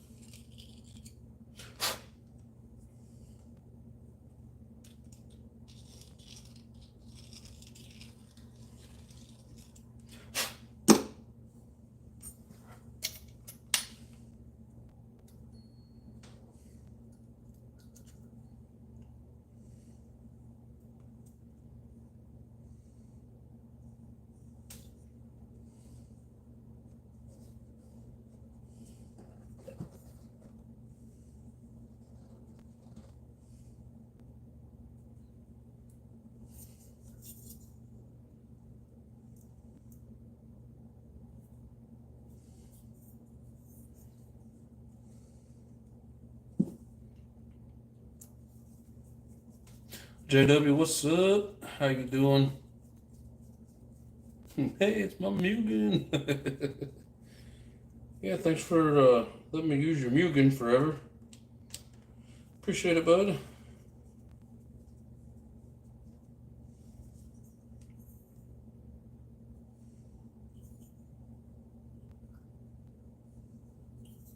That's crazy. Same clutch, same thickness of bearings. Last ones were on there just fine. These are not.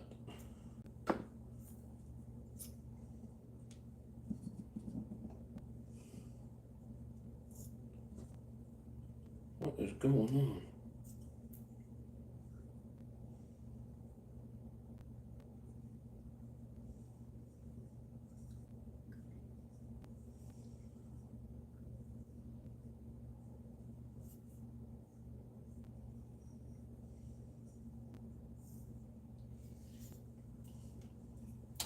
Get an on-road car. Hell yeah.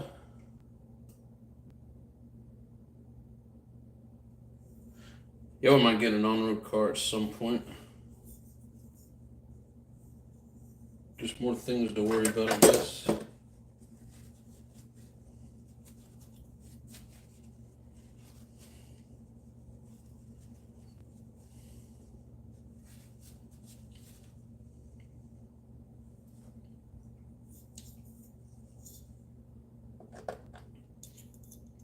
Okay, so we're gonna put these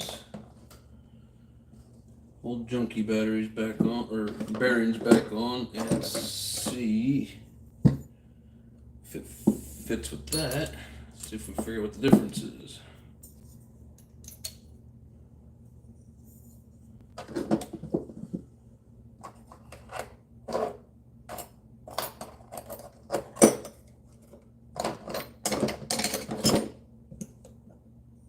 swear the bearing was just here.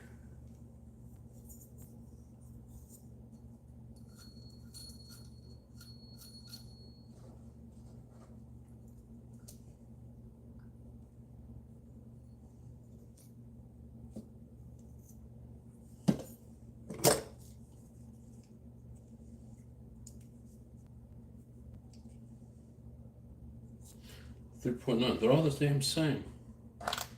Why? Why are you doing this?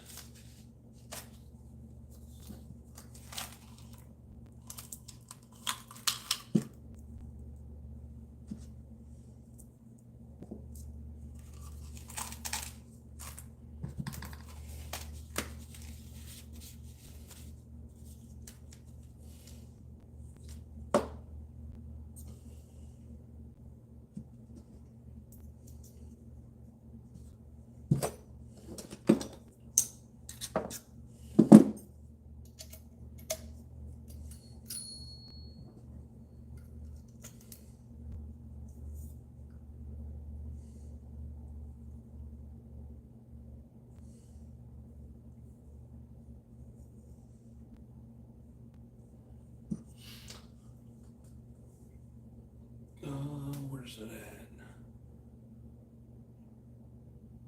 I think that one's being used. Yeah, this is crap. Like, it worked just fine. But now, even with the same size bearings,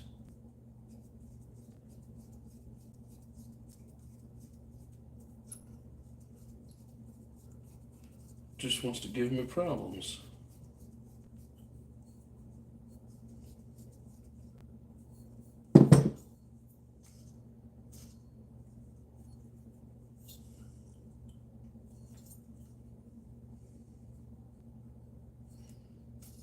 There's like no play in it.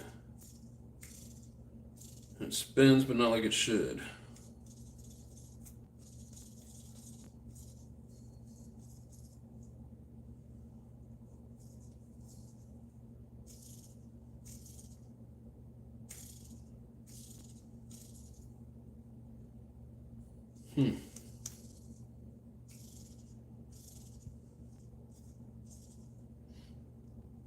Why?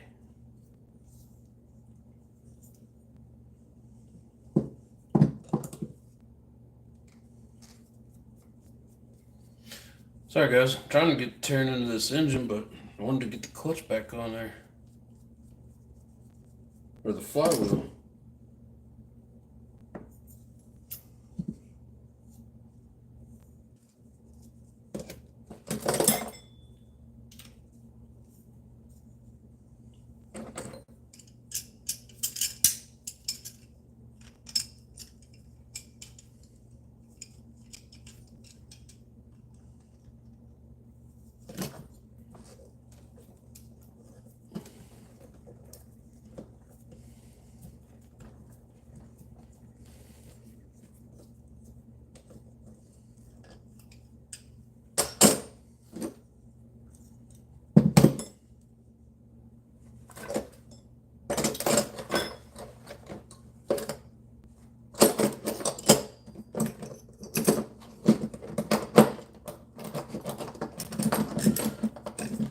Nifty little hoodie flywheel puller that doesn't really fit on this one very well.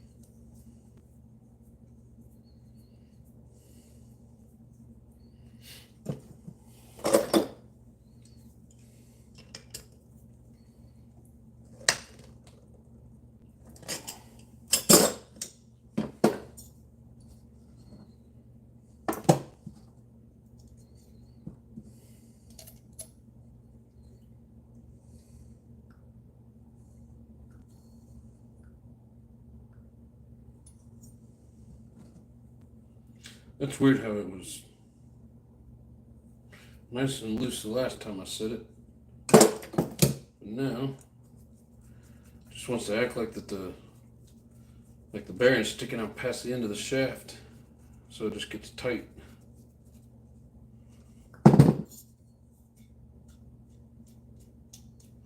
What the hell?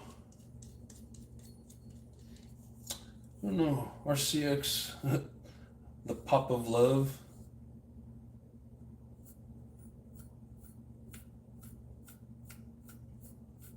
Try another bearing. Well, they're all the same. I did try another bearing. I even tried the old ones that were on here.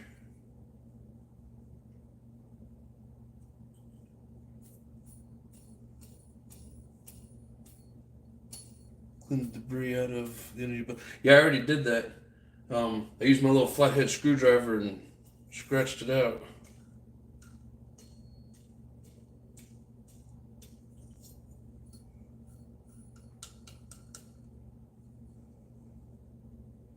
There's like no play in it. Anyways, we'll fix that. We'll get inside the engine. Tear it down.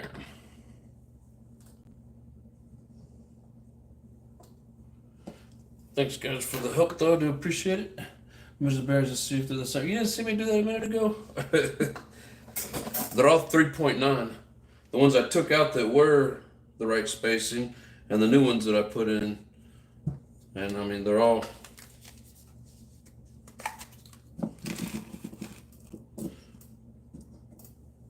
these little bell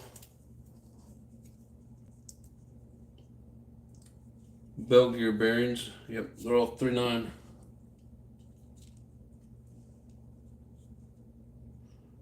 Well, except for that little guy, but that's not the right bearing. I don't know what those little flat ones go in. Yeah, 3.9.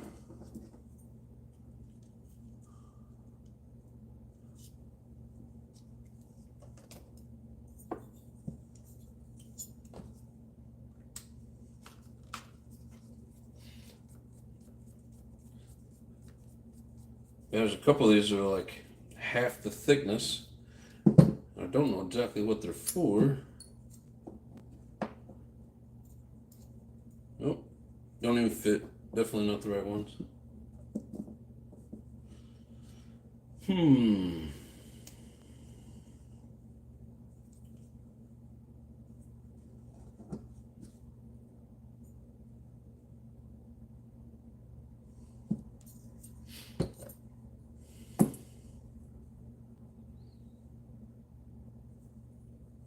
I'll try cleaning it out again.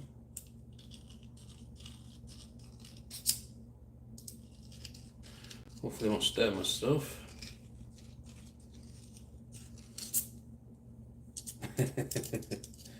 Oh, you're good, bro. I wasn't trying to jump you.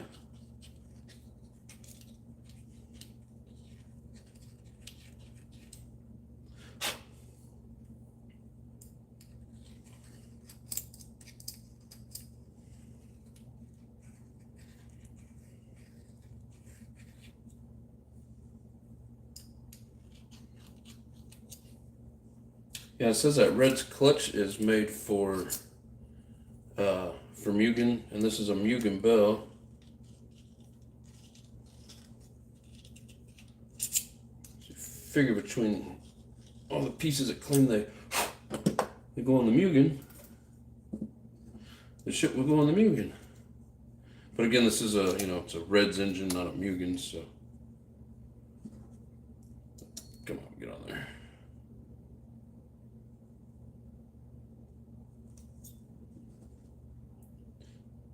Yeah, it's like one of my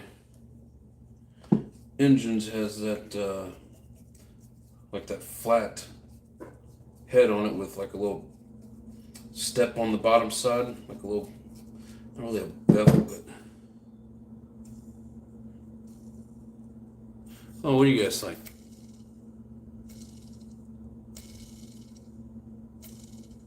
Probably a little bit too much drag. How's my techno wing holding up? Works good. Aluminum shoes leave a lot of debris. Yeah. Like I said, I went through and dug out the inside and the outside of the bell. There we go. If I can get it to spin like that.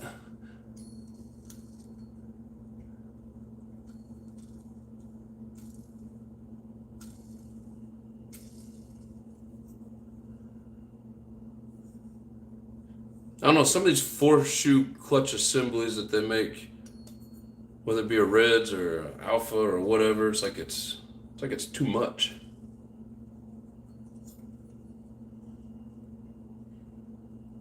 I need to get a oh, it feels like I'm kind of seating it in there a little bit. But I need to get a I have a little bit of clay.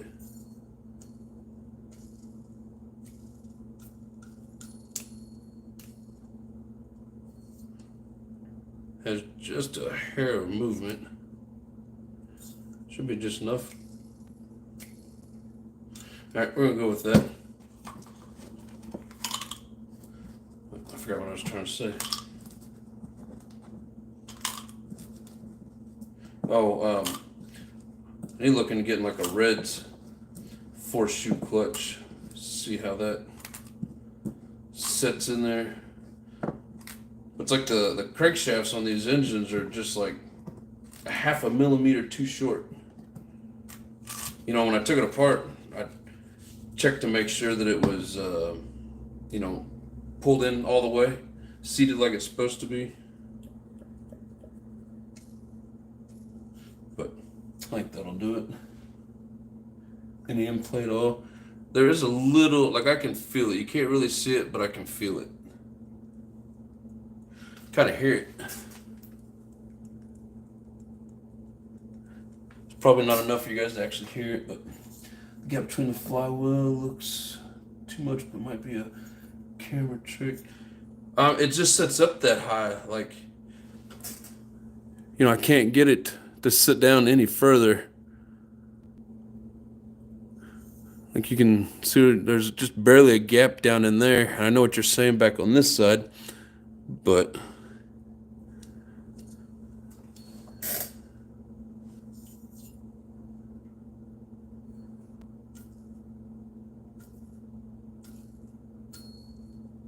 yeah, it's spinning a lot better. RCX says, I heard it. Yeah, like you can just barely hear it, but it is there. No shoes are showing, it's good. Yeah, it's almost like it's so tight.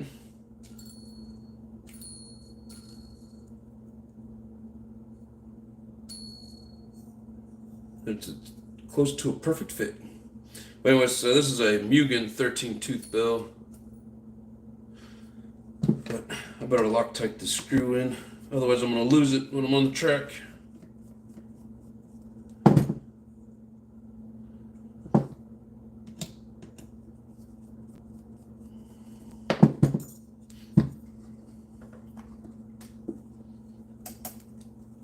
I'm still learning though as well. On the end of the clutch bell is what I mean. Oh. Come out here at the very end. Yeah, like you should have just a touch of the rod sticking out. I'd rather be a hair too long and I gotta shim it than a hair too short and it doesn't work.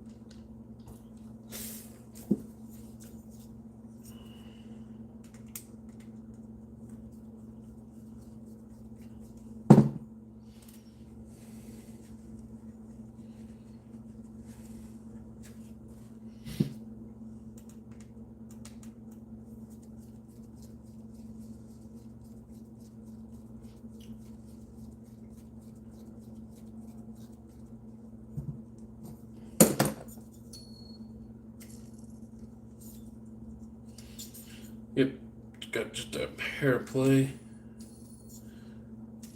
And for the most part, no drag.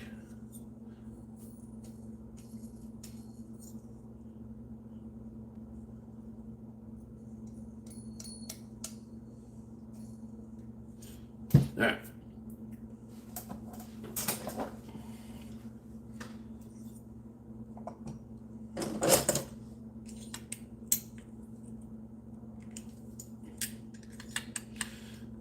I don't know if I've ever taken this one apart.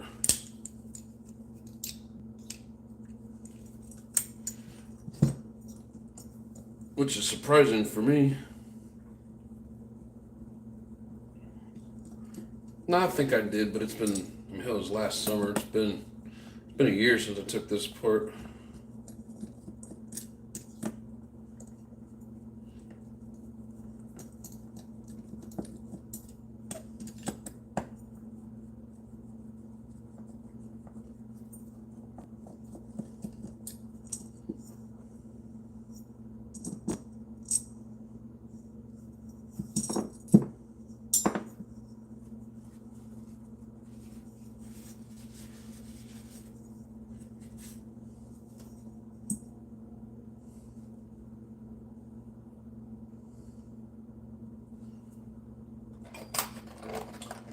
Just a tiny little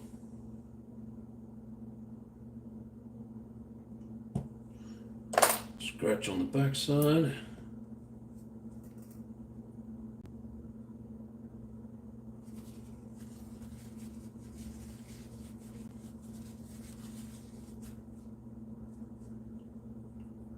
I couldn't see them, but so those two dots, I don't know if they mean that it goes towards the back, but it's just a kind of a way that they mark it so that you know which way you've got it.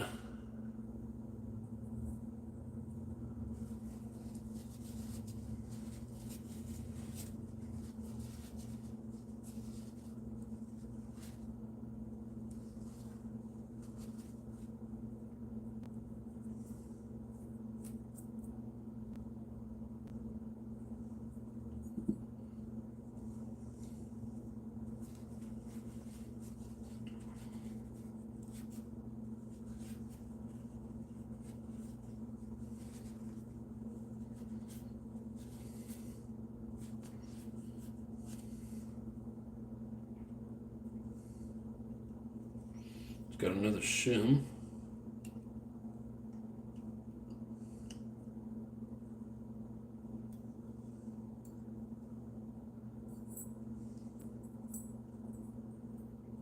Come on, get on there.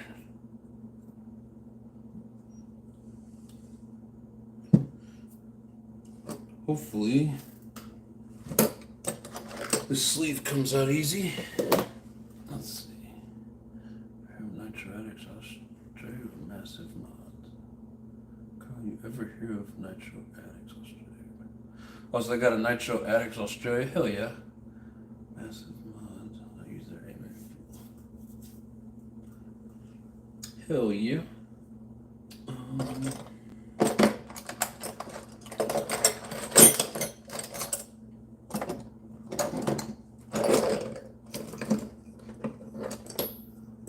Got some scrap zip ties here somewhere.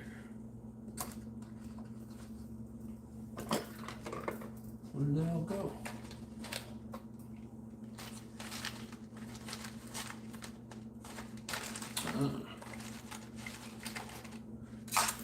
Hid them in the bowl.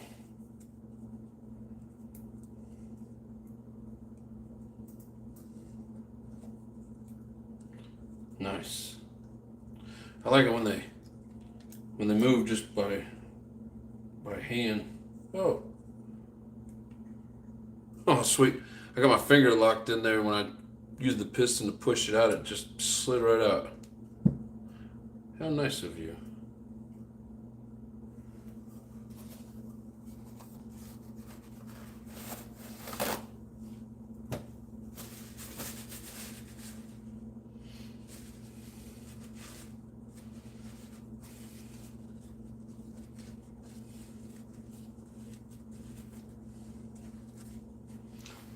Yeah, so for those of you that have never looked at the R5Rs, so there's your exhaust port with the 2 extra exhaust ports. And then you got 1, 2, 3, 4, 5.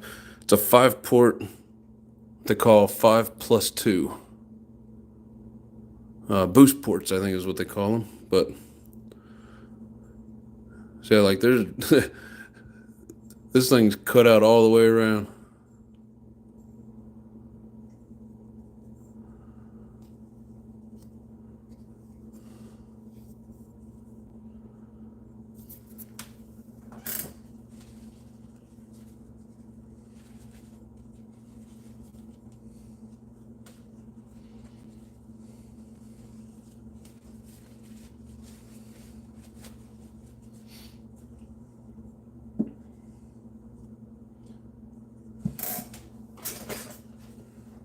Nice and wide 3-port exhaust. Oh yeah. Yeah, these things are freaking screamers, man.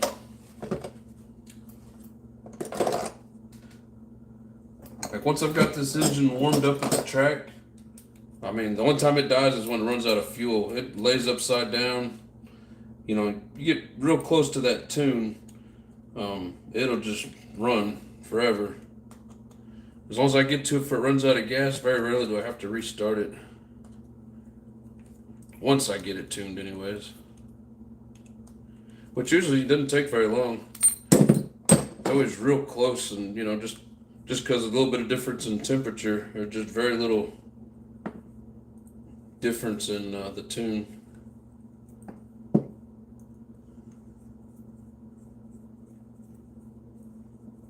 Yeah, they say the 521s are just as good. Basically, it's like the newer version, the updated, or the updated, whatever. Next version, whatever. I think JP has one. I don't have one of those. I wouldn't mind getting one. So now this back plate's going to be what gives me all the problems. And I don't want to... I don't want to take off the engine mounts.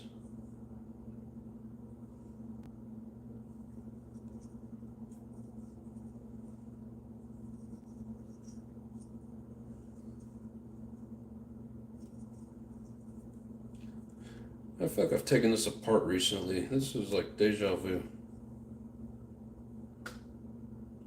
Push your piston up. Oh yeah, I've got it up towards the top.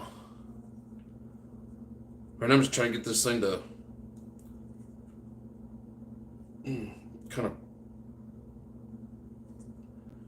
There we go. We're getting a little bit of daylight in there. But yeah. Pistons up at the top. Hope you can see that.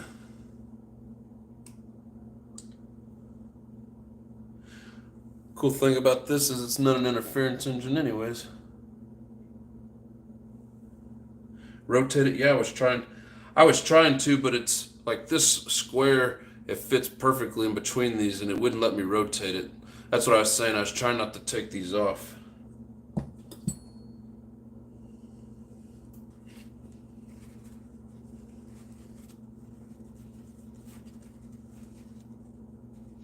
Back one off, it might have a cutting on it. Yeah, I feel you, RCX.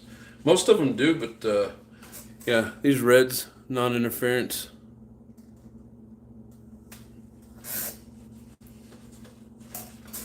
It's like eye candy back here. I love the way they cut those out.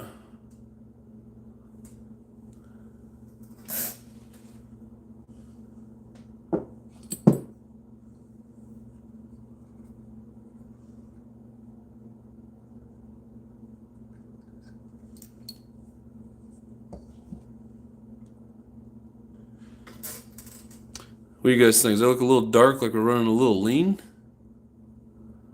I didn't think I was running lean, but as dark as it is, maybe.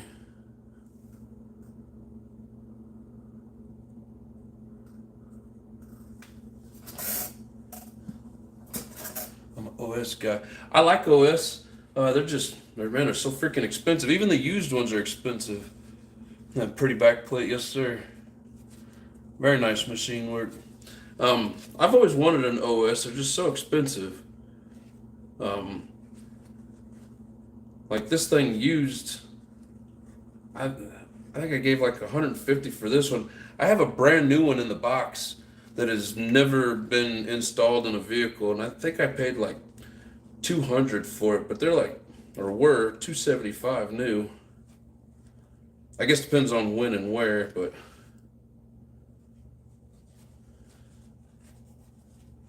And I have no idea how many gallons was on this before I got it, but I've put at least 2 or 3 on it myself. And hard gallons too. Like going to the track and just running it, non-stop. Doing some parking lot runs.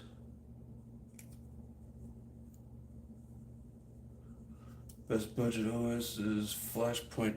Yeah, I've heard really good things about the Flashpoint. A lot of people recommend those over the Reds, but when I started looking for them, this was last summer, like those were all expensive too. But yeah, definitely heard good things about Flashpoint. No complaints there.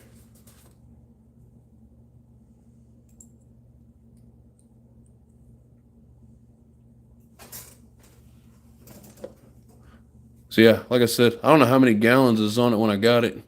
I've put at least 3, hell, maybe even close to 4. Still got pretty good pinch.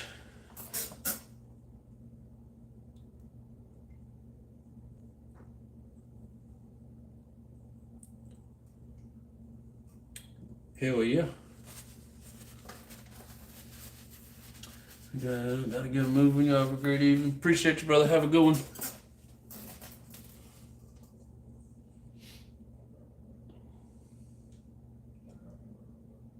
Yeah, there's nothing special to this crank, but you can see that it does have the orange silicone. Here, I'm probably gonna have to zoom in down here in the light.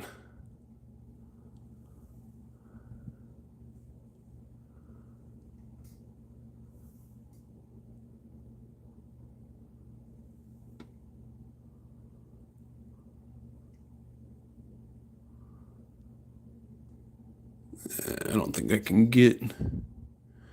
Yeah, it's got the orange silicone ramp in there, but no DLC coating. No extra little weights in it or whatever you call them. Quit.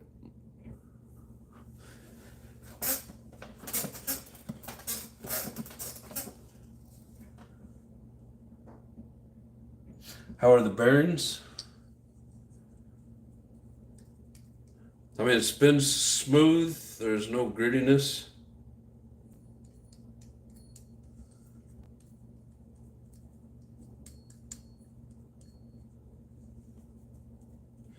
Can't hear anything, and I can't feel anything. And if the best way to tell is by taking it all apart, sticking your finger in there, I don't really want to do that.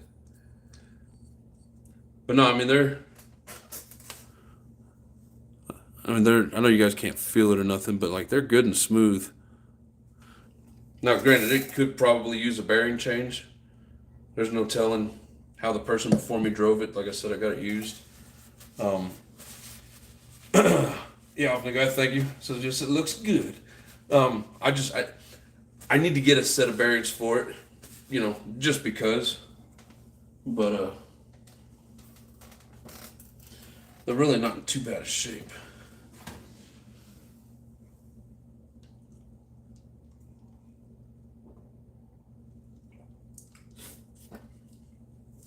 I've felt bad bearings in an engine a couple times, and like you can always feel it kind of grinding.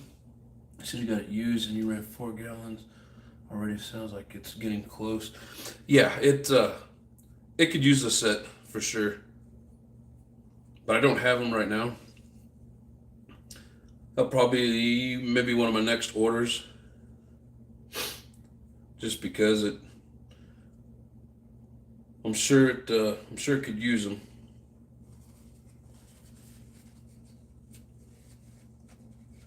in terms of actual physical condition, like they feel okay. But yes, my front bearing just went out of my Flashpoint 02 at 4 gallons. Huh.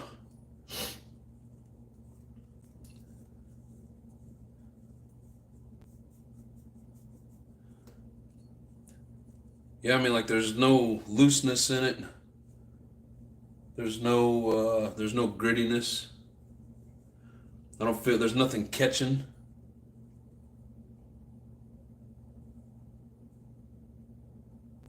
Feels good and smooth. So for now, we're going to roll with it.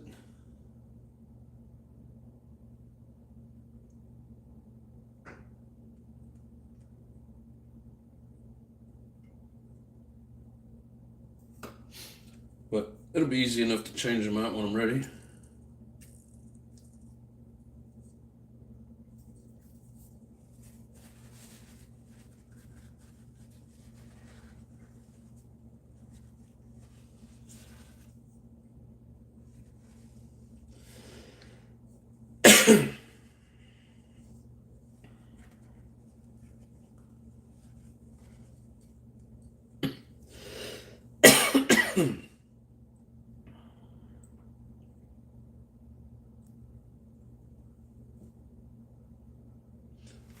I like it.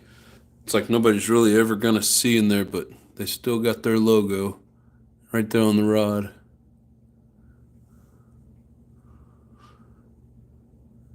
No, it's funny how these little tiny.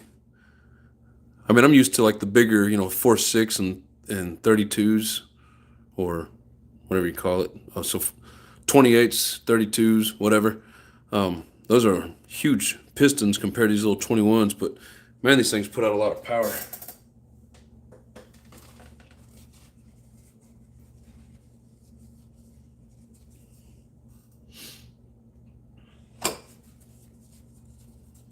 You're good. You'll see your front bearing leaking around the clutch. Yeah, and I haven't really. I mean, you're gonna always see just a little bit, and I haven't really seen much oil coming out of this front bearing. Like some of them, I got a Reds. I've traded it off, but the B852, very pretty engine. Right after braking, I had oil running out the front bearing. They say that a little bit of that's natural. When I took this apart a minute ago, there was hardly any oil coming out of that front bearing.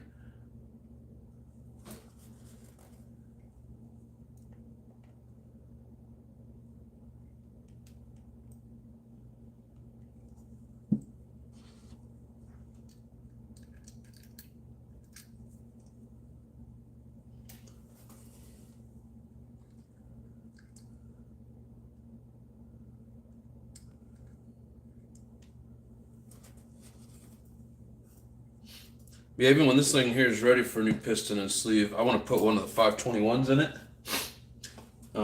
I've heard from multiple people that it fits. Never tried it myself. As far as I know, it fits.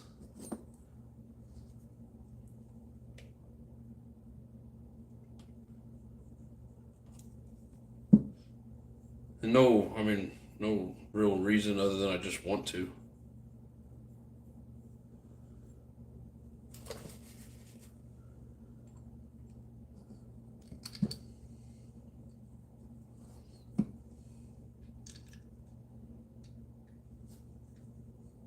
Oh,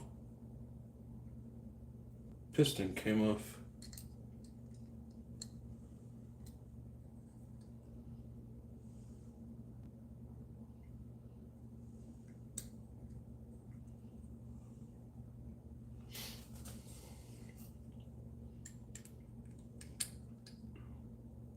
Damn it.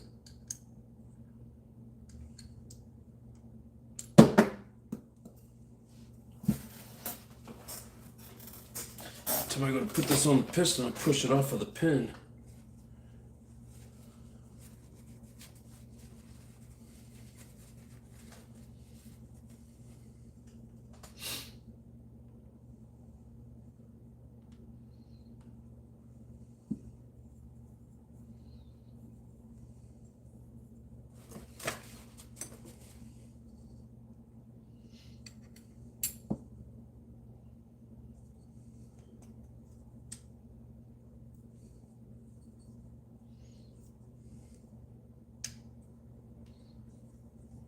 There. Easy peasy. All right. Check the wrist pin. Check it for what? See if there's any play in it. It was pretty solid, if that's what you're asking.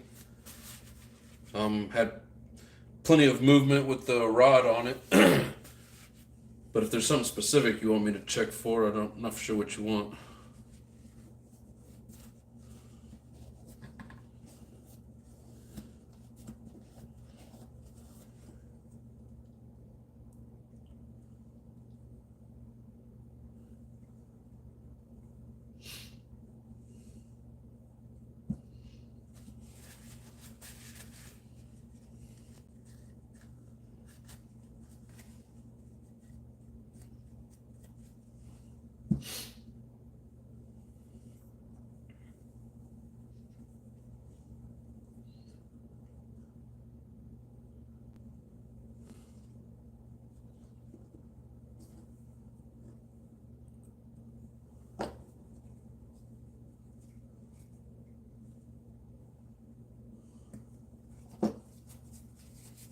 All over me.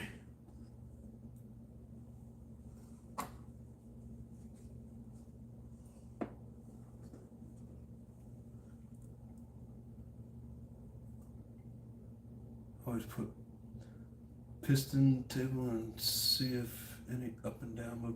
Oh yeah, I checked. I pulled on it all different directions, and there was. I mean, it's on there, kind of not stiff, but you could just tell it's not wore out. You know what I mean? Like it didn't have. It barely had play side to side, sliding back and forth on the wrist pin, and it definitely didn't have any up and down motion. Like just it feels solid.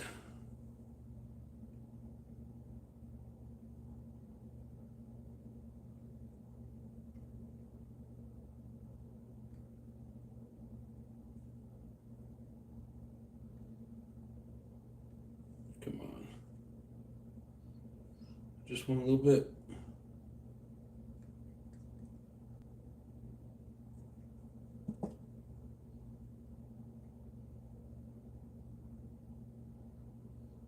It's either all or nothing with this thing.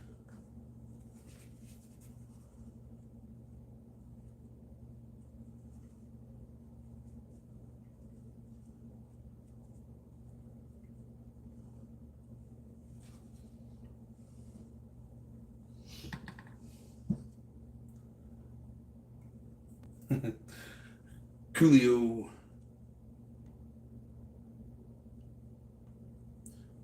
Yeah, I always when I take them apart, I always check to see what kind of. Because I'm always worried that the bushings are getting wallered out, so I always try to check them every direction that I can.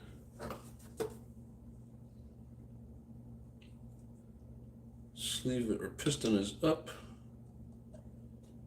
even though it is non-interference.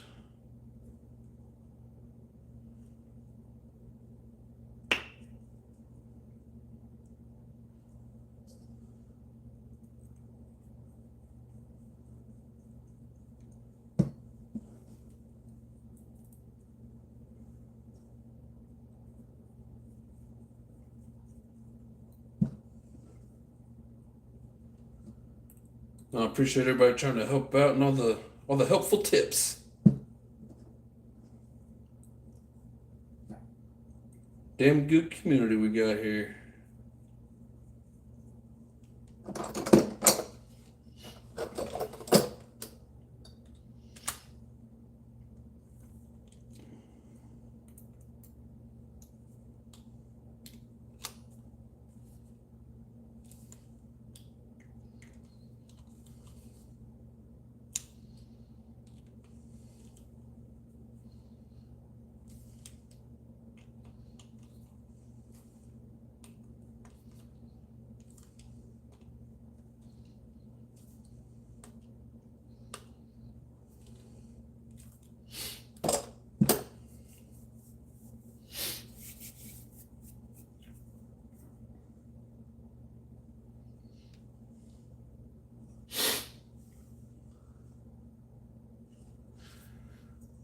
Let's see here. Yeah, I really like the way these look.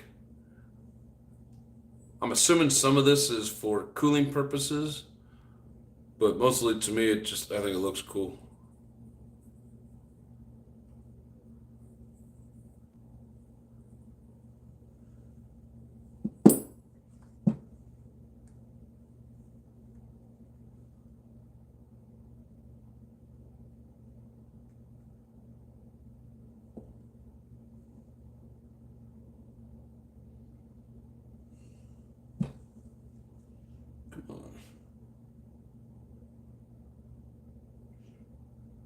Hate it when the Loctite won't come out and then all of a sudden it's everywhere. It's everywhere.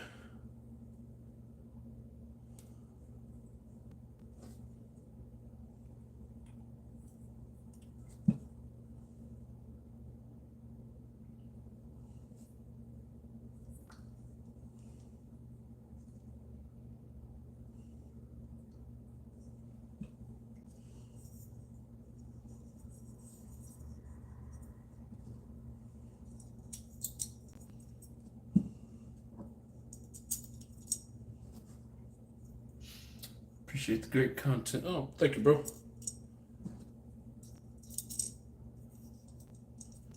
And you are welcome too.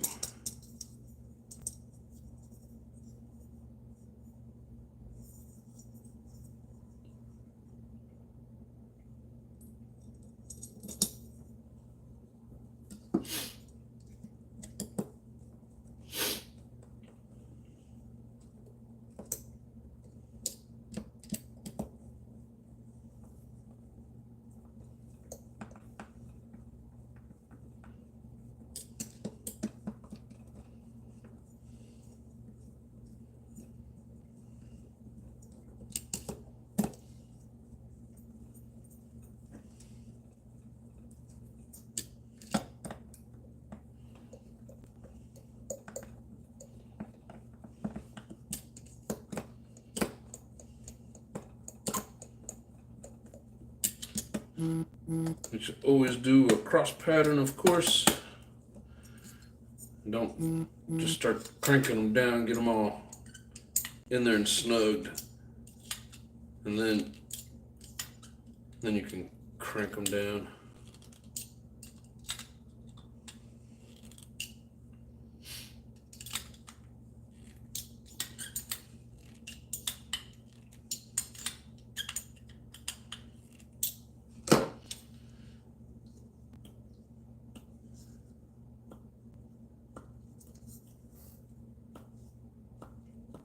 Like, it's still pretty tight to where like I can roll it over, but not very easily. And of course it doesn't fall under its own weight. But I got engines that'll fall on their own weight. They still have plenty of pinch to them and still run great. Oop. Shit, sorry.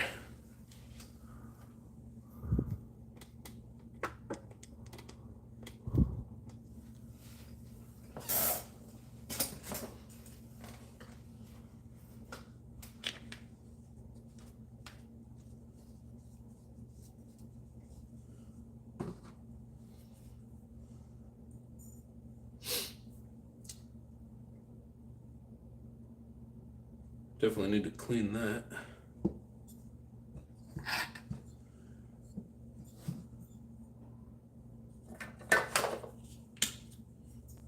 Put a little bit of silicone lube.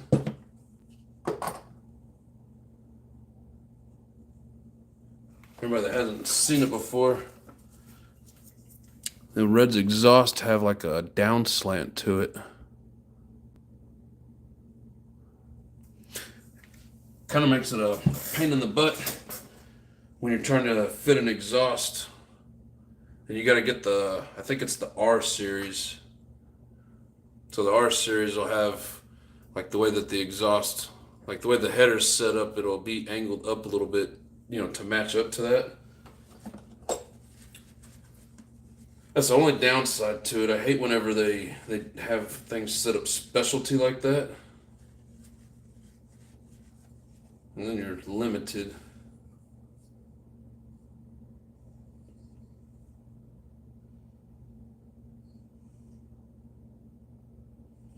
Oh, and this is the 2112. I don't even know if you can get these anymore.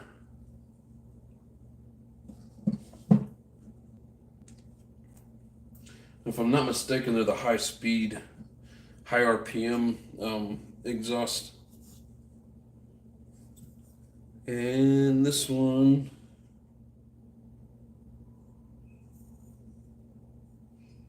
oh, I can't see it. Okay, this one's running on a medium header.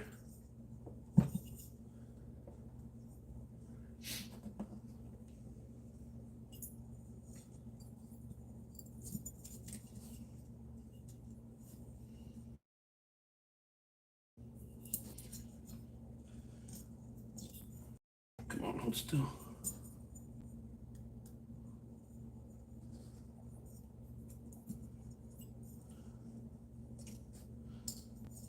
Come on.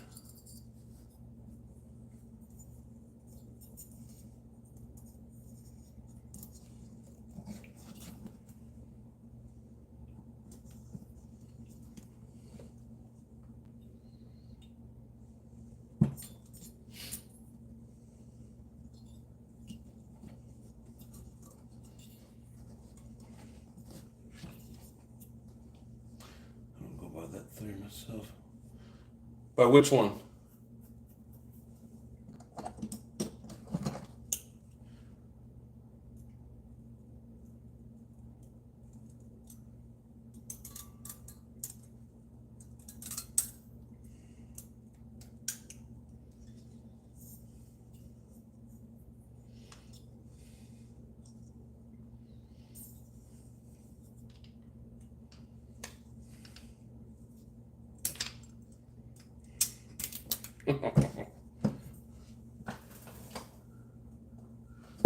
Just shut my spring.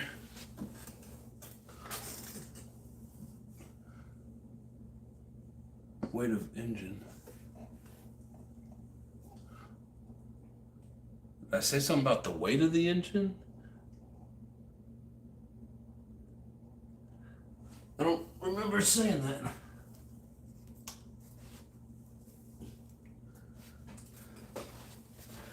Oh, making it roll over. Oh, yeah. I get what you're saying.